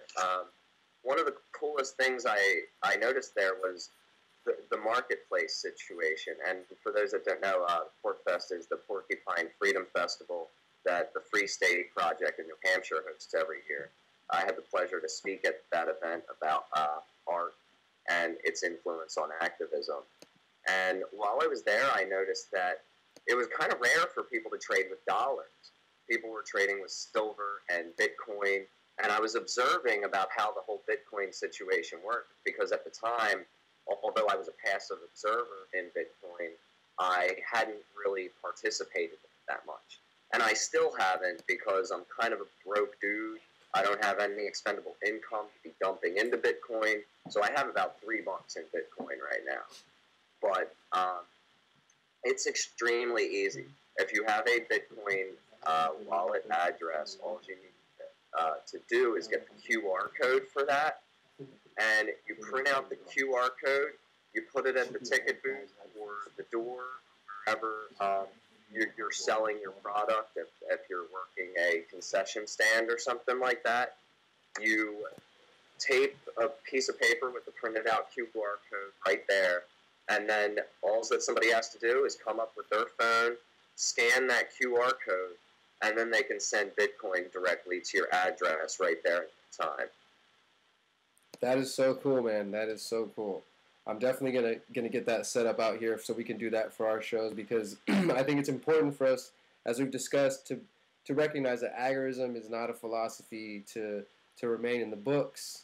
It is or to remain online is something that you have to put into practice. And much like the shamanic practices and meditation and some of these deeper reflection, all those things that we've covered tonight, they involve taking action, and it's a common theme that I see. And one thing I wanted for us to touch on, man, and just I guess for us to touch up ourselves on, is our book project. Let's talk a little bit about that, man, and maybe we can set some goals for ourselves on how we can move that forward in the coming year. But yeah, I'll let you go ahead and introduce. Like, first, like I said earlier, you got me the job. My first writing job, really getting paid, was for IntelliHub, and you know, we started talking about these similar ideas that we have and currents that we've seen between spiritual beliefs and anarchy and how they coincide. You know, how do you feel about that topic? It's one of the most important topics for me personally, as far as I'm concerned. I'm not saying that means it's one of the most important topics in the world, but I feel that is the best place that I can contribute. Because I think that it's an angle that isn't approached very often. And, you know, that's why I was very impressed with the work that you've been doing. And I think that your talk regarding this at Anarchy in the NYC got an extremely good response. And I was actually kind of surprised with that, and I remember so were you, because both of us were really thinking that it was going to be a very atheist crowd. But it seems like we're not the only ones out there who see this spiritual path and the liberty path coinciding. So in regards to the book, since we're some of the few people out there doing this work that kind of run along these same lines, I think it's definitely important for us to put our ideas together. Over the fall, you and I both have been kind of busy in our own worlds here, but I think that now, like, as you're getting set up with your new radio show and you kind of got the, the background and the backbone for that all set, and now I have the backbone for my shows set, that we can actually start to get down to that. And I think that another important thing that we should put in the book is the element of abuse and addiction and things like that, because, there is lightness and darkness in this world. There is, there is positive and negative, and there are personal choices that people, need to be conscious of. And I think that we definitely need to open up every single element of that. Yeah, definitely. And for those who haven't heard either one of us talk about this, the book, we're likely going to call it something along the lines of The Conscious Resistance, Reflections on Anarchy and Spirituality, covering those two topics and our interest in anarchy, agorism, counter-economics, and how having a compassionate spiritual understanding, and that touches on Buddhism and shamanism, and also I think I told you, John, somebody had requested that we look into Epicurean philosophy, as it coincides with anarchy as well. And so there's a lot of, the more I'm finding is, as you said, the more we speak out about these things, because I will admit that going into Anarchy NYC, I was like, okay, I'm here with like Stefan Molyneux and Adam and some of these other people who openly profess and make fun of anybody type of spiritual belief, and Cantwell and those others who consider themselves to be strong and proud anarchist atheists, and giving a speech that's basically saying, hey, like, go deeper, meditate, or look into yourself and things like that. And it was well received, and immediately after that I started to get messages from people and emails asking for more information about meditation, or asking for more information about shamanism, or how they, just looking for tips and ideas, which again is important for us to have that sense of community to help teach each other and to help each other learn, because I by no means profess to be any type of authority on the topics of Buddhism, meditation, Zen, or shamanism, but they are interests of mine and have been and have taught me some great things the past few years. So I'm going to continue down that path, and I'm excited to write about it with you, man. I think that some of the essays that I know I've mentioned to you before are things like the importance of your inner child and your search for freedom. I've written about animal consciousness and just looking into that on your search for freedom. We've also want to work up something else I did before called Monuments of Freedom, discussing how we have these monuments of tyranny basically surrounding us currently, and working to change that. So there's a lot of interesting topics. Again, like you said, the dark and the light side, so to speak, of shamanism. We talked about how, well, what happens when people are, what happens with these older ancient teachings, how they used to sacrifice people and do all these different things to the sun. But again, when you take into consideration the non-aggression principle, that whole argument falls apart. So I think there's a lot of interesting pieces for us to pick apart there. Oh, also, yeah, definitely. And you mentioned about Adam and his atheism. Hasn't he changed his tune recently a little bit, maybe? At least in regards to being a little bit more open-minded about meditation and maybe things that lie beyond the five senses? Well, Adam definitely seems to have, we interviewed him as soon as he got out, and we played that interview here on the first episode of the show. And that interview can be found on my YouTube channel, or on the Houston Freethinkers YouTube channel. And Adam did mention, as it seemed to be apparent to me the more I was listening to his podcast from jail, that he was obviously spending the time reflecting. And that's what happened to me when I got locked up. And, you did your own reflection and your experience. And that's what sometimes happens with people who go in already with a strong mind, that they go inward and get even stronger and become even more self-aware. And Adam seemed to do that. He definitely said he spent some time meditating, and I'm hoping that he continues the practice. Again, knowing that meditation can be anything from riding your bike to sitting down with your eyes closed for 5 minutes. Doesn't necessarily always have to be sitting in lotus position, chanting or citing a mantra. Meditation can take many forms, and I think that's important to remember, and hopefully the audience understands that. Yeah, and that's a good reminder to me also for that conversation we had earlier. That is definitely something that I'm going to work on a bit. And I also remembered another one of the essays that we were going to discuss, and that was the idea of the balance between the fact that we are all one, yet we are all individuals. Oh yeah, how everybody, not everybody, but there is definitely a contingent that is weary or worried about the phrase "we are all one." How that that's part of that new age. There's a contingent that basically understands the push towards world government that the state is doing, but they're coming from the perspective that thinking anything that they would term under the catch-all new age is part of the problem, or is a new world order ploy or something along those lines. So they are they're instantly reactive, and also those who just have an anti-statist, anti-collectivist mindset, who are reactive to statements like, "Oh, we're all one."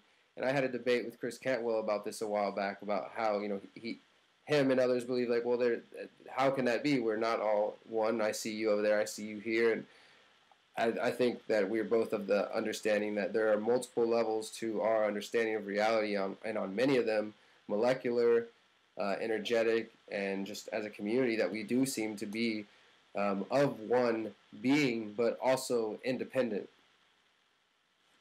Yeah, absolutely. And I don't think that there really is a distinction there. I think that we can be individuals, yet still be all one. And I think that that is something that really has not been hashed out before, and I'm really kind of excited to work that out and see what we come up with. Yeah, I'm excited about that as well, man. And we've got a lot to cover in that book, so hopefully, like you said, we'll be able to make some more time. We will choose to make more time for ourselves in the coming future, so we can get this work done and get it out there to those who need to hear it and see it themselves. Anything else you wanna say before we let you go for the night, man? It's been a good conversation. I've enjoyed this very much. Well, I just noticed in that last sentence that conscious use of the conscious language, and I think that that's awesome, and that's something that I'm really going to look more into. And I appreciate that candid piece of advice earlier, because it was probably much needed. For sure, brother. Always looking out for each of us, man. And one thing I do want to say to end this conversation, what you just touched on a moment ago in our new essay that is going to touch on how we are all one and how that is not a bad thing, but because we're also powerfully independent, is the idea of the jeweled net of Indra, which comes from, it's a Buddhist story that discusses how we are each basically a piece of this blanket, this infinite. You could think of it as our consciousness. It's a blanket that extends in all directions, and the blanket is made up of jewels, of shining diamonds, and we are each one of those single shining diamonds, but we're also strewn together and connected in every direction to another diamond. So we're each like a reflection of each other, but also in our own experience, in our own world, we are amazing, we are beautiful, and we are powerful, but we're still a part of this greater piece that extends in all directions. So that's something that when I first read that and came across it, it really put it in physical terms, where I could look and see, like, wow, like that is really a true reflection of what we are. We are just reflecting each other, which is why I believe if we can heal these deeper wounds, whatever your method is, whether your method is praying, whether your method is ingesting plants or chemicals or drums or dancing, however you achieve this deeper state of mind that allows you reflection and allows you healing, that is what's important for us to truly move forward and to be consciously resisting, to be awake in a manner that we're pursuing new information, we're educating ourselves, but we're also healing, and we're healing each other. That's when it's really going to happen, because as far as I'm concerned, and I think you would agree with this, John, that the matrix is a reflection of ourself, and as long as we are hurt and we are insecure and we are full of all these things will be reflected in the world that we see in the five sense reality. And so we have to educate ourselves about it. We have to heal from it. We have to help others heal. And I believe that we will start to see that reflected in the world around us. So I appreciate your help, man, with everything. Yeah, absolutely. I totally agree with that statement. And that story about the jewels and the blanket, I love that. I'm going to have to look into that. And I really appreciate you having me on, and I'm looking forward to next time. Absolutely, brother. I appreciate you. We'll talk to you soon. Let everybody know where they can find your work real quick. Yeah, I'm still definitely writing for IntelliHub. They're just going through some server changes right now, and I've been kind of preoccupied with Good Vibes, but I'm really active on my Facebook page, facebook.com/JGVibes, or the Overflow page at facebook.com/GoodVibesPromo. Awesome, man. Thank you so much for joining us tonight. I will talk to you soon, brother. All right, have a great night. Thank you. That was John Good Vibes of Alchemy for the Modern Renaissance. Which one? That was John Good Vibes of Alchemy of the Modern Renaissance, and of course he said he writes for the IntelliHub. He is a good friend of mine, Good Vibes Promotion. Check him out. Stay tuned. We are about to go to some more music, and when we get back, I'm going to show you a clip of some Man on the Street interviews I did, and then we're going to close out. I got a couple of announcements to make, and then we're out of here for the night. I appreciate you guys staying tuned. I enjoyed that conversation thoroughly. If you guys have questions, if you want to call into the show, we can do calls tonight. If you're interested in that, I'll spit the number out before we go to some music, 713-701-5064, or if you want to call via Skype, our Skype name is The Voice of the Resistance. Send us a friend request and we'll see if we can get you online. If you want to talk about anything we covered tonight or whatever you want, we'll do that. And again, I appreciate those of you who've shared the link, those of you who have visited theconsciousresistance.com and who are watching via the website. Thank you very much for giving us that traffic. And please visit our partners, Uncorporate Media, visit Freedom Phalanx Radio Network, Truth Broadcasting Network. Thank you to the guys at Rundown Live and everybody who has really helped make this production possible.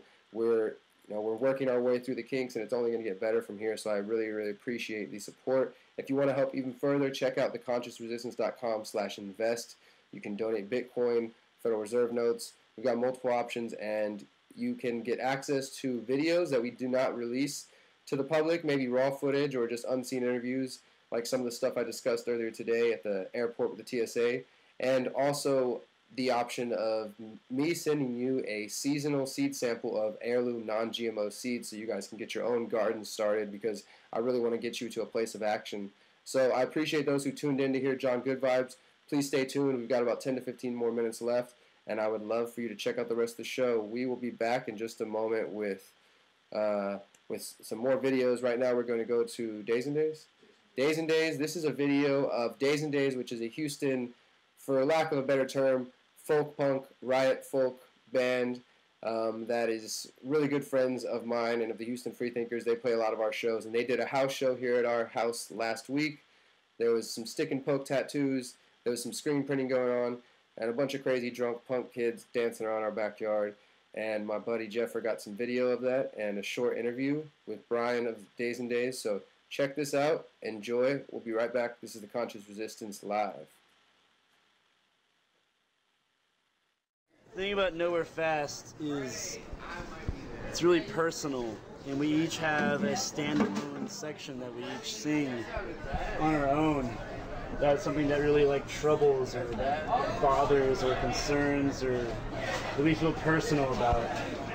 And for instance, my line is I feel that I'm existing trapped inside a police grip. No matter what I do, I cannot change this shit.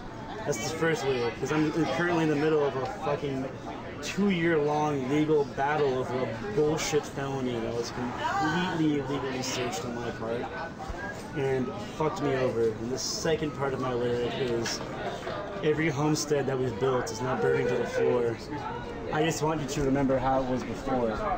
I'm just trying to give a general call out to the public saying, as much as the DIY is thriving, it's also dying. The DIY community will never be what it was before. We can try and we can struggle, but the more regulation that happens, the harder it is to do DIY. And everyone else's parts are something else I feel very personally strong about, something they really feel some concern, some passion. It's like a call for change. That's why, I don't know, I think that song is the most powerful thing that ever written. This is the newest thing. They wrote it on tour. I couldn't go on tour because of that stupid felony I've got, you know. But when they came back, I wrote my lyric and contributed to it, and I think it's our most powerful song.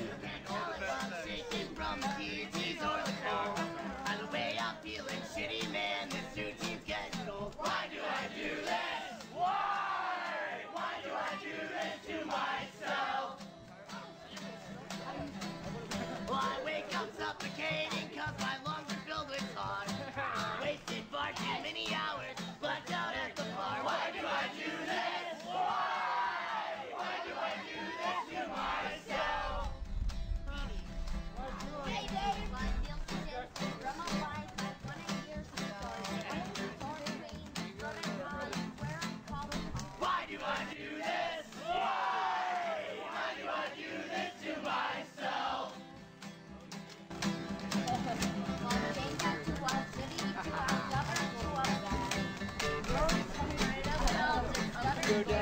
Why do I do this? Why do I do this to myself? I'm self-destructing. No one can save me. You asked me if I love you, I said maybe. Why would you love me? You should learn to hate me. I'm going nowhere fast.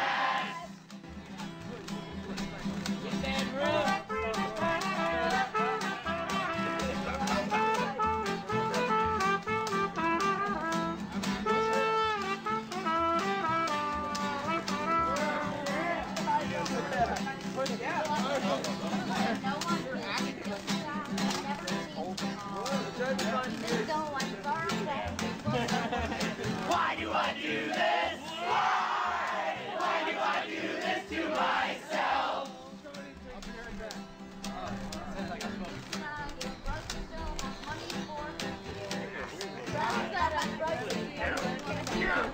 Why do I do this? Why do I do this to myself? It's inside of a police grip. No matter what I do, I can't not change this shit. Why do I do this? Why do I do this to myself? Every homestead that we built now burning to the floor. I just want you to remember how it was before. Why do I do this? Why do I do this to myself? I'm self-destructing. No one can save me. You asked me if I love you, I said maybe. Why would you love me? You should learn to hate me. I'm going nowhere fast.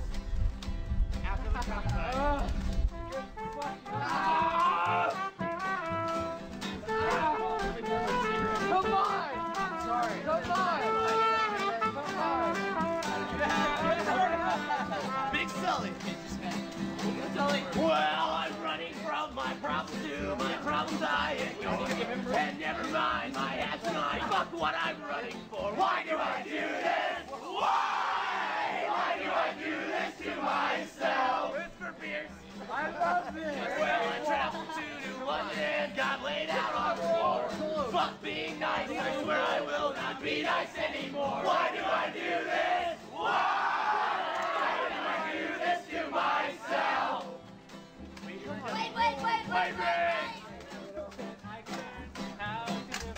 Wait. Why do I do this? Why do I do this to myself? Why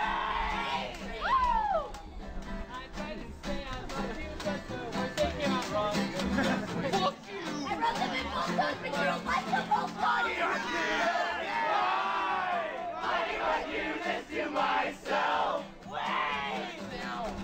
I'm self-destructing. No one can save me.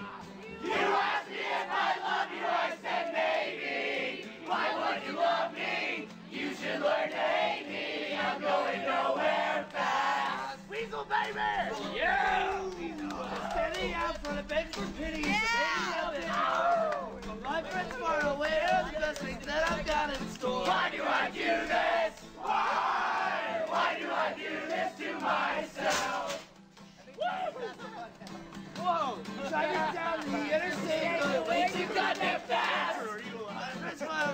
My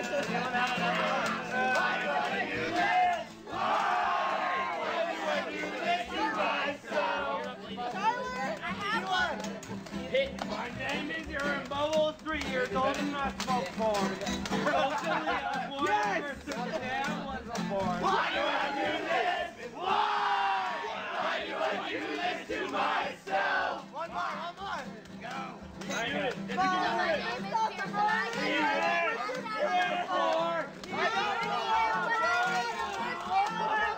Why do I do this? Why?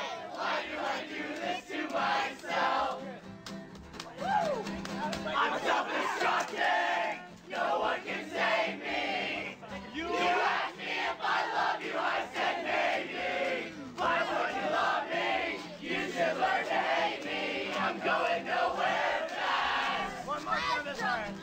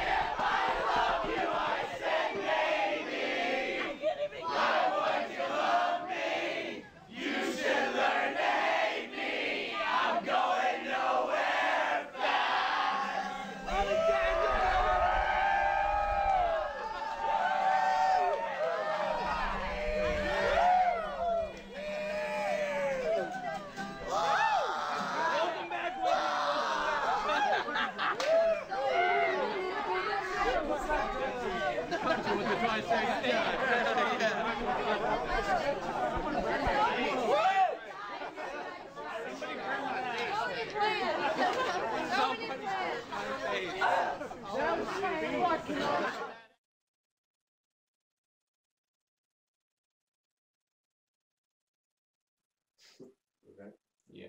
Yep. Welcome back, guys. Thank you for checking that out. That was Days and Days from here in Houston, Texas. That was actually at a party here at the Freethinker House. For my new listeners, new viewers, I live in the Freethinker House here near U of H in 3rd Ward, Houston, with 2 other members of the group, 2 other activists, and we do a lot of different things here, including house parties for our friends, Days and Days. They needed to raise some money after they went on tour, and they've been supportive of us since the beginning. They've always pushed for the Houston Freethinkers and for activism, and if you check out their lyrics, they're really reflective on a lot of the things going on in our society that I think a lot of us care about. So check their music out, and they travel a lot, so if you're into that stuff, they may be coming to some dirty punk house near you soon. Thank you guys for really hanging out with the show. That was a great conversation with John Good Vibes, a good friend of mine, and as we mentioned, we're working on a book, The Conscious Resistance, Reflections on Anarchy and Spirituality, and I'm not going to keep this exclusive to discussing, shamanism or to Buddhism. If there are listeners or viewers out there who understand connections to aspects of Christianity and anarchy, I've heard some people argue that Jesus was an anarchist. Other people say he's a socialist, but my point is it's not exclusively just Buddhism, even though I do believe Buddhism does tend itself towards anarchy because it's involved in so much of the self, individual reflection.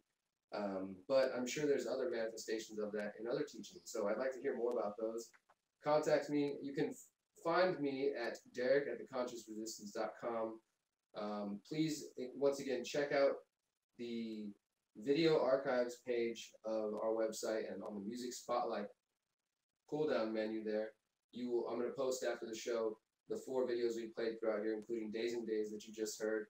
Please vote for your favorite. This show is designed and meant to be in this entire network. This is just one show, but we hope to be a full network in the new paradigm of independent media, where we can bring to you discussion on spirituality and anarchy and freedom, new music videos, gardening tips, and other things like that. So if you want to be involved, please vote on your favorite artists of the night, show them some love, and you will help decide which videos are going to be in next week's show, which will be next Sunday, of course. And I believe next Sunday we'll be talking with John Bush, who is a good friend of mine, activist out of Austin, Texas. He's also the head guy at thelibertybeat.com and the main star along with his wife Catherine in Sovereign Living TV, the new reality show from John and Kat, living outside of Austin, raising 2 kids and attempting to do this off the grid, sovereign, with respect to their principles. And I have a very, very deep respect for John. He's and somebody that's inspired me and encouraged me along the way. And really, his work is what led me to agorism and to some of the things that I really cherish today. And he says that I've helped him see some of the importance of spirituality in his vows this weekend when him and Kat just got married this past weekend. He said that his vows to her were based off the Buddhist Eightfold Path. So we're going to talk to him about that next week. I'm really excited to talk to John because he has a deep, deep understanding of anarchy, of agorism, of counter-economics. I've learned many of the things I have from him, so I always enjoy hearing him articulate these arguments and these points, and I'm excited to hear him discuss his new interest in Buddhism and how that's going to play into married life. And he's also a big proponent of peaceful parenting. So we'll have lots to talk about with John next week. And of course, we're here every Sunday from 8 to 10 p.m. And we're always at theconsciousresistance.com. We're going to get these videos up on the YouTube channel. I've been saying that, but everything's coming together. If you've noticed, tonight's show has been phenomenal. Thank you to Jeffer and thank you to Neil for helping me in this show, assisting me in this show, and keeping this going because it's been great. We haven't had any drops so far this episode, and it's only going to get better. If you're listening via phone, if you're listening via Liberty Movement Radio, or if you're going to be listening later on Freedom Phalanx Radio, I appreciate you guys for tuning in. Now, I didn't get a chance to play this video last week because, as I said, last week's episode was episode 3.5. We won't talk about it. We just won't mention it.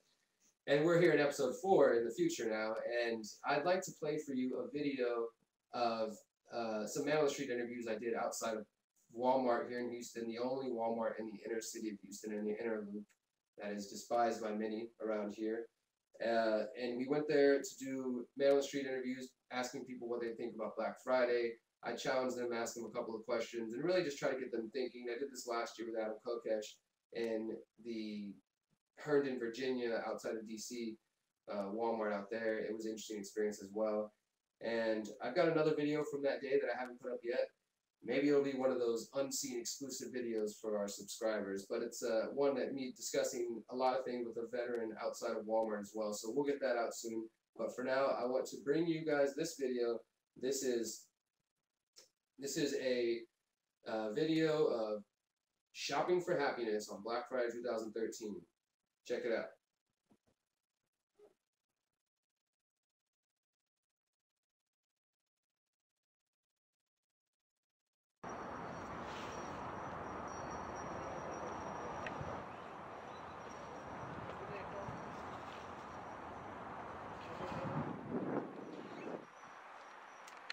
So what's your name?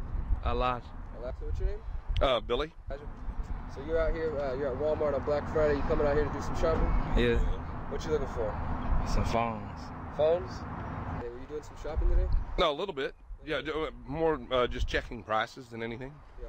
What do you think? What would you say is the importance of Black Friday? It's become almost a national holiday in America. What do you think is the value in what it provides for this country?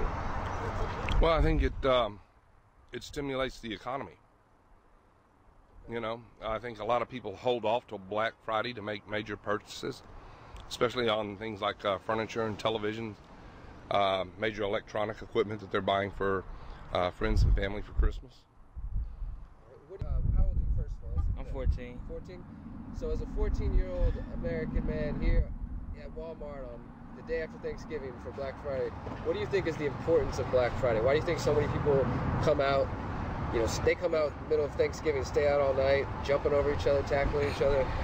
What do you think is the importance of, what do you think that says about, you know, Americans? One day after giving thanks, we fight over... They think about them sales. Them sales got the people going crazy these days.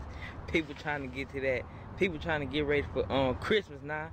And, you know, Thanksgiving Day. So they're waiting for the sales, get their stuff.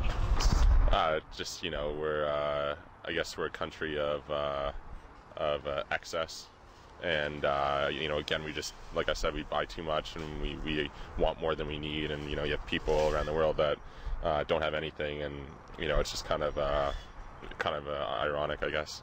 Okay. Well, that doesn't say too much for the American public. You know, there's nothing worth fighting over. You know, anything that you want to buy. I mean, it's ludicrous. You know, but you know, I think people get caught up in the moment, caught up in the rush, and kind of lose it a little bit. My name is Charles. Charles, we got Charles, Elijah. This is where the chances to win $20, because this is kind of like a pop quiz. You know, we do this, coming to find out what people think is important, what really matters to them. So we'll have 2 questions. You can get either one of them right. I'll give you $20 right now. Y'all go inside Walmart, spend it on whatever you want.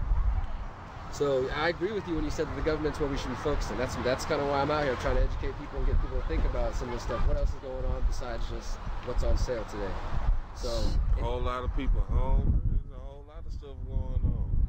They got wars going on for nothing. So how many countries is the United States currently occupying or drone bombing? If you can name 3 out of 5, then you can win $20. 3 out of 5. Pakistan, Afghanistan. All right. And then there's one more, eh? Think about recent conflict. I know. Iraq, Afghanistan, Pakistan. Well, we're drone bombing them. We're not officially. I don't think we have troops on the ground yet. Okay.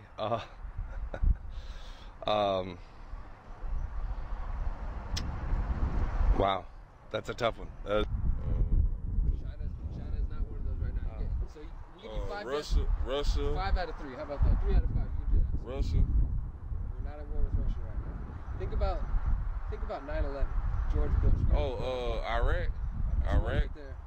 Pakistan. We're bombing Pakistan for sure. We're not at war. We do drop bombs on them. We do kill children. The Libyans and we're bombing the Libyans for sure.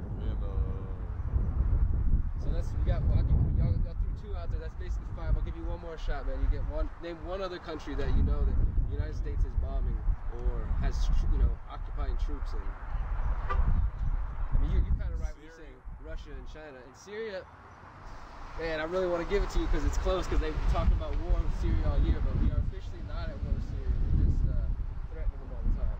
They haven't been in, I feel like I can get that one wrong. They haven't been in Syria. No, we haven't drone bombed Syria yet. I'll go ahead and give you one more shot. You took a shot on Syria. What other country comes to mind as far as conflicts with the United States in the past couple of years, activity? Iraq. Yeah. I can't promise that, but I'm going to go ahead and say yes because we are occupying that as well. Yeah. I also would have accepted Yemen, Somalia, or Libya.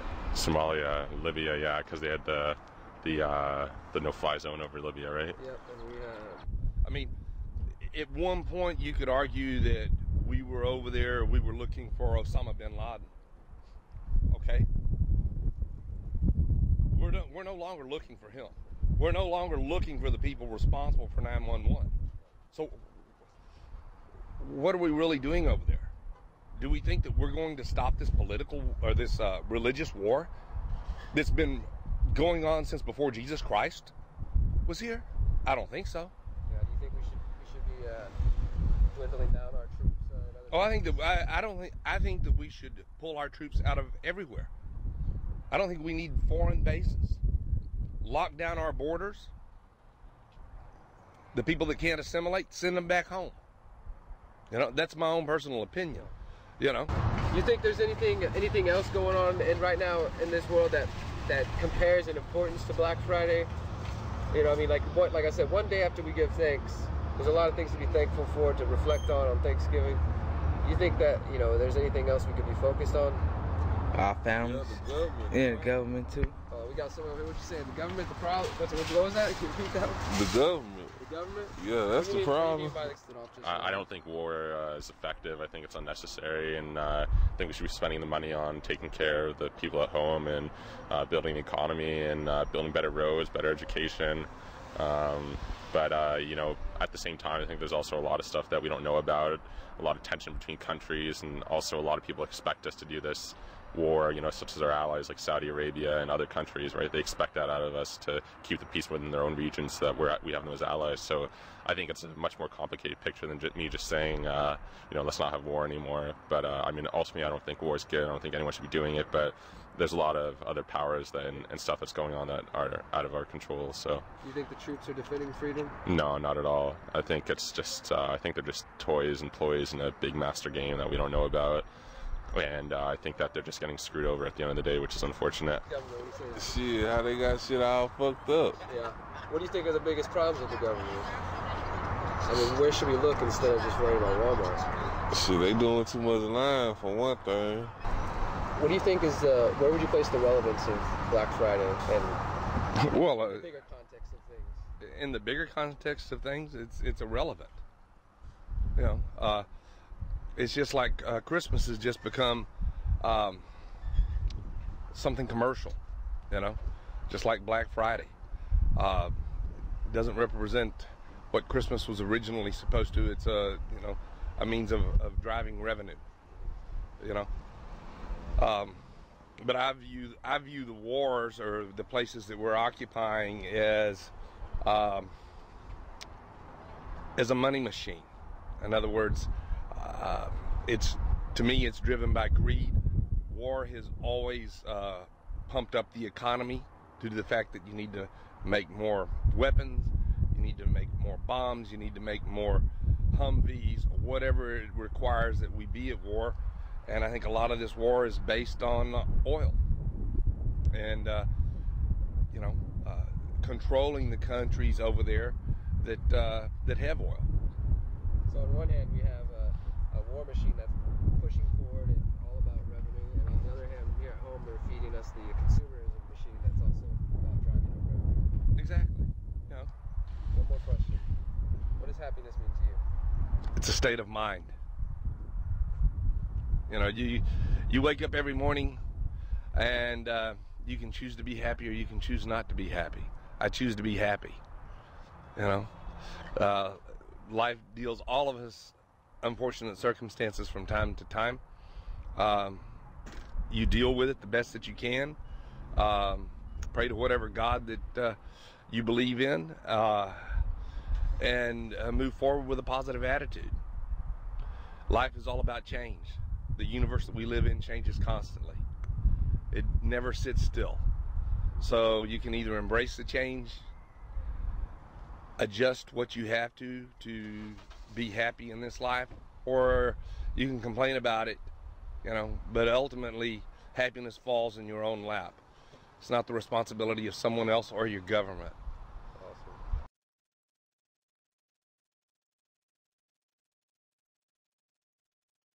Coming back in 3, 2, 1.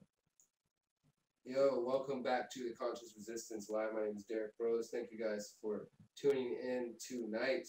That was Shopping for Happiness on Black Friday 2013 here in Houston. You can find that video on my YouTube channel, youtube.com/DerekBrosLiveFree.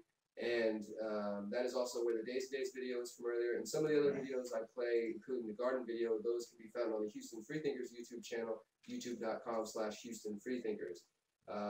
All the information you need about what I do and what we're building here is at theconsciousresistance.com. That's where you can find past shows, past interviews, articles that we write. I'm looking for contributors that want to be a part of this team. You can sort of get an idea by our topics tonight on what we talk about, everything from anarchy, politics. We really didn't cover much of the news tonight because guess what? We're living free every day regardless of what the news is doing. We keep up with it sometimes to maintain our level of awareness, but ultimately it's up to us to live free. You can also invest in this project if you believe in helping grow the independent media as we move forward. There's a lot of independent television, internet networks popping up that I'm very excited about. Some of the ones that I've enjoyed so far, the People's Voice.tv, Gaiam TV, there's a couple of others that are out there, and these are bringing to you live broadcasting and 24-hour broadcasting on spirituality, yoga, discussions on conspiracies or topics not covered in the media, anarchy, philosophy. That's what I want this entire show to encompass, including independent music. So if you want to be a contributor to the website, if you write articles, We're also still looking for contributors to our Culture Shock segment, which I think John Goodvibe is going to help out with, and a couple of other listeners have suggested they would like to be a help with. We want you to analyze different elements of mainstream culture and bring it into perspective for the free mind. And we are also looking for others who want to be a part of the network and have another show idea. If you want to broadcast through our server and through our network as part of TCR, the Conscious Resistance Network, then please send those ideas to Derek at theconsciousresistance.com so you can keep up with what we're doing. You can always contact us through that site as well. There's plenty of other ways to invest beyond just financially. You can share the links, you can share the videos, you can share the articles, you can get in touch. We can figure out how we can work together.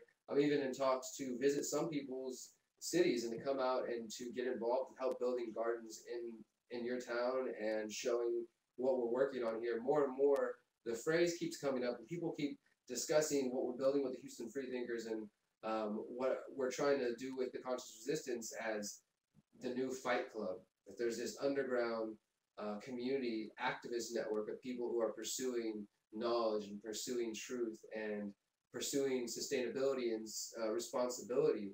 And I think it's amazing, and I'm very excited about it.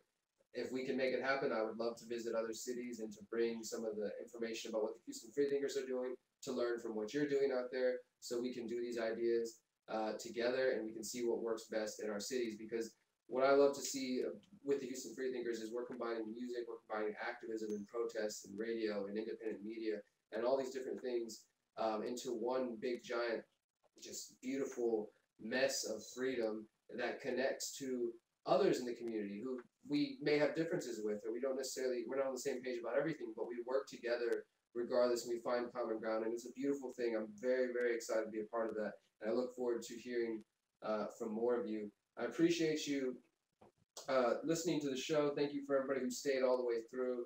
And we'll be back next Sunday. We're going to be launching a contest next Sunday for sure, so tune in, called Who Wants to Be a Litecoin Illionaire? Litecoin Illionaire. Like, you know, millionaire, who wants to be a millionaire? Where we're going to do some type of game show where, like, you know, who can answer the most questions in 10 seconds or something like that. And it's going to be like rapid fire. You call into the show, I'm going to spit you questions, and you could answer, and you could win some Litecoin. Since Bitcoin is skyrocketing, Litecoin is also now gaining in value. And we want to allow you to get involved into the counter economy, into the black market, and get involved in some new technology like cryptocurrencies such as Litecoin. So if you want to get involved, be here next Sunday, 8 p.m. Central. Listen all night till 10 p.m. Central. Go vote for your favorite artist of the night. We got one more to bring you. So far, you've heard Days and Days, Freedom Movement, and the Fiddlers. And this last artist is Storm, I believe, another hip-hop artist here in Houston, Texas. Once again, if you want to send me your music, you want your music to be played on the show, send it to Derek at theconsciousresistance.com. Thank you guys for tuning in tonight. It's been an amazing show. I hope you appreciate the new graphics and everything new, and you can look forward to these shows being run a lot more tight in the future. Stay tuned. Stay free. If you can hear this, you are the resistance. Peace.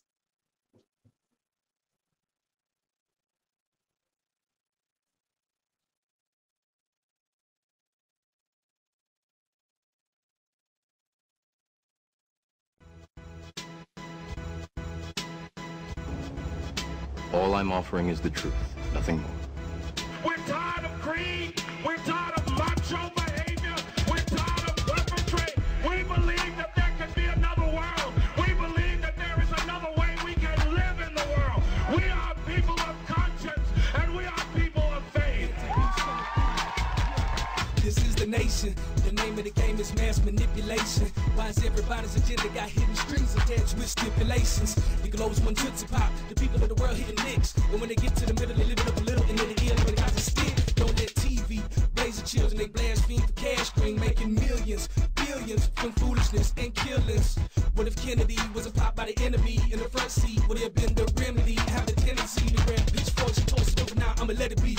Jesus gonna behead the beast. Make the snake grow 100 legs and run like a centipede. I pray on bended knee. I feel I'm all by myself, battling the anti-God. Make they Lord answer calls, I'm perishing. It seems that they think that I'm anti-American. Yeah, do you see what I see? Do you see what I see? Do you see what I see? Corruption all around me. Do you see what I see? Do you see what I see? Do you see what I see? Corruption all around me. Man, I'm tired of Satan dominating with the abominations, secretly sticking the image of the beast into the minds of the people of this abomination. Babylon's intoxicated, but not from Tennessee. She's discombobulated, she's ovulating in heat, making love to the spot of Satan. I'm calmly waiting, about to get accommodated. Turn the TV on, he's hated like he's profane. While he heals lanes, hear my proclamation. The Rothschilds, Bilderbergs, J.P. Morgan and the Rockefellers, Osama, Obama, they all together. Open two, they plot together to suppress the truth. I'm on the air in this warfare doing loop-the-loops. Pay attention to the signals in these enigmas. Clash the symbols, wait for the trumpets. Cut the strings from all the puppets. Free your mind, no longer covered. There's a lot to eat, gonna need both stomachs. Do you see what I see? Do you see what I see? Do you see what I see? Corruption all around me. Do you see what I see? Do you see what I see? Do you see what I see? Corruption all around me. It's amazing. You can't see what I see. Flipping through these headlines, it's all bullshit to me. NBC and ABC, all they do is lie to me. Wake up, y'all, it's time to see your deceptive enemy. Propaganda everywhere. Wars here, wars there. Murdering civilians. Predators up in the air. Spit the truth all in your ear. Most people don't wanna hear. Caught up and distracted in the system. That's what got us here. Medicate the masses with the drugs sold on television. Dumbing down the people with their minds locked up in a prison. Listen when I tell you it's amazing what they try to do. Label you as crazy and insane just for spitting truth. All I try to do is tell them think and open up your eyes. Exposing the corruption, propaganda, and the fucking lies. Man, these fucking guys treat us like small fries. Go to the new world order, I hope they all die.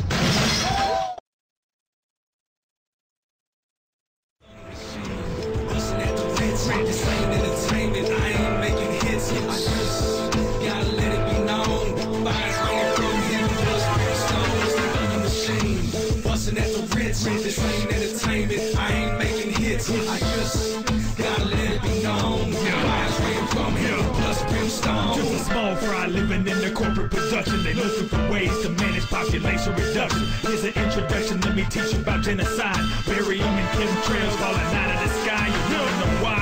Leaders want us all to die so they can screw you and keep a bigger piece of the pie. Living a lie, brainwashed, slaving the game. Wash up in some athletes instead of breaking the chains. I speak to your brain, the truth might make you insane, but I'ma keep on spitting till I change the game. Know the name, storm keep bringing the rain. Give me help cause I feel like I'm dying, man. I'm crying shame, never comprehend my pain. People poison my fluoride and aspartame. I pass the flame, better yet I gas the flame. Keep the truth moving faster than a maglev train. I'm not the same ever since I figured it out. All in opium is really what the war is about. 9/11 was a lie just to fool the public. Blame the mess on the Arabs, let the media run it. It made me sick to my stomach cause you can't understand how Hitler and Bush devised the same plan. Next is Iran, I'm sick of this man, so I fight for my rights, my life and my land. On a machine, bustin' at the fence. This ain't entertainment, I ain't making hits. I just gotta let it be known. Fires rolling through him, dust from stones. On the machine, bustin' at the Ritz. This ain't entertainment, I ain't making hits. I just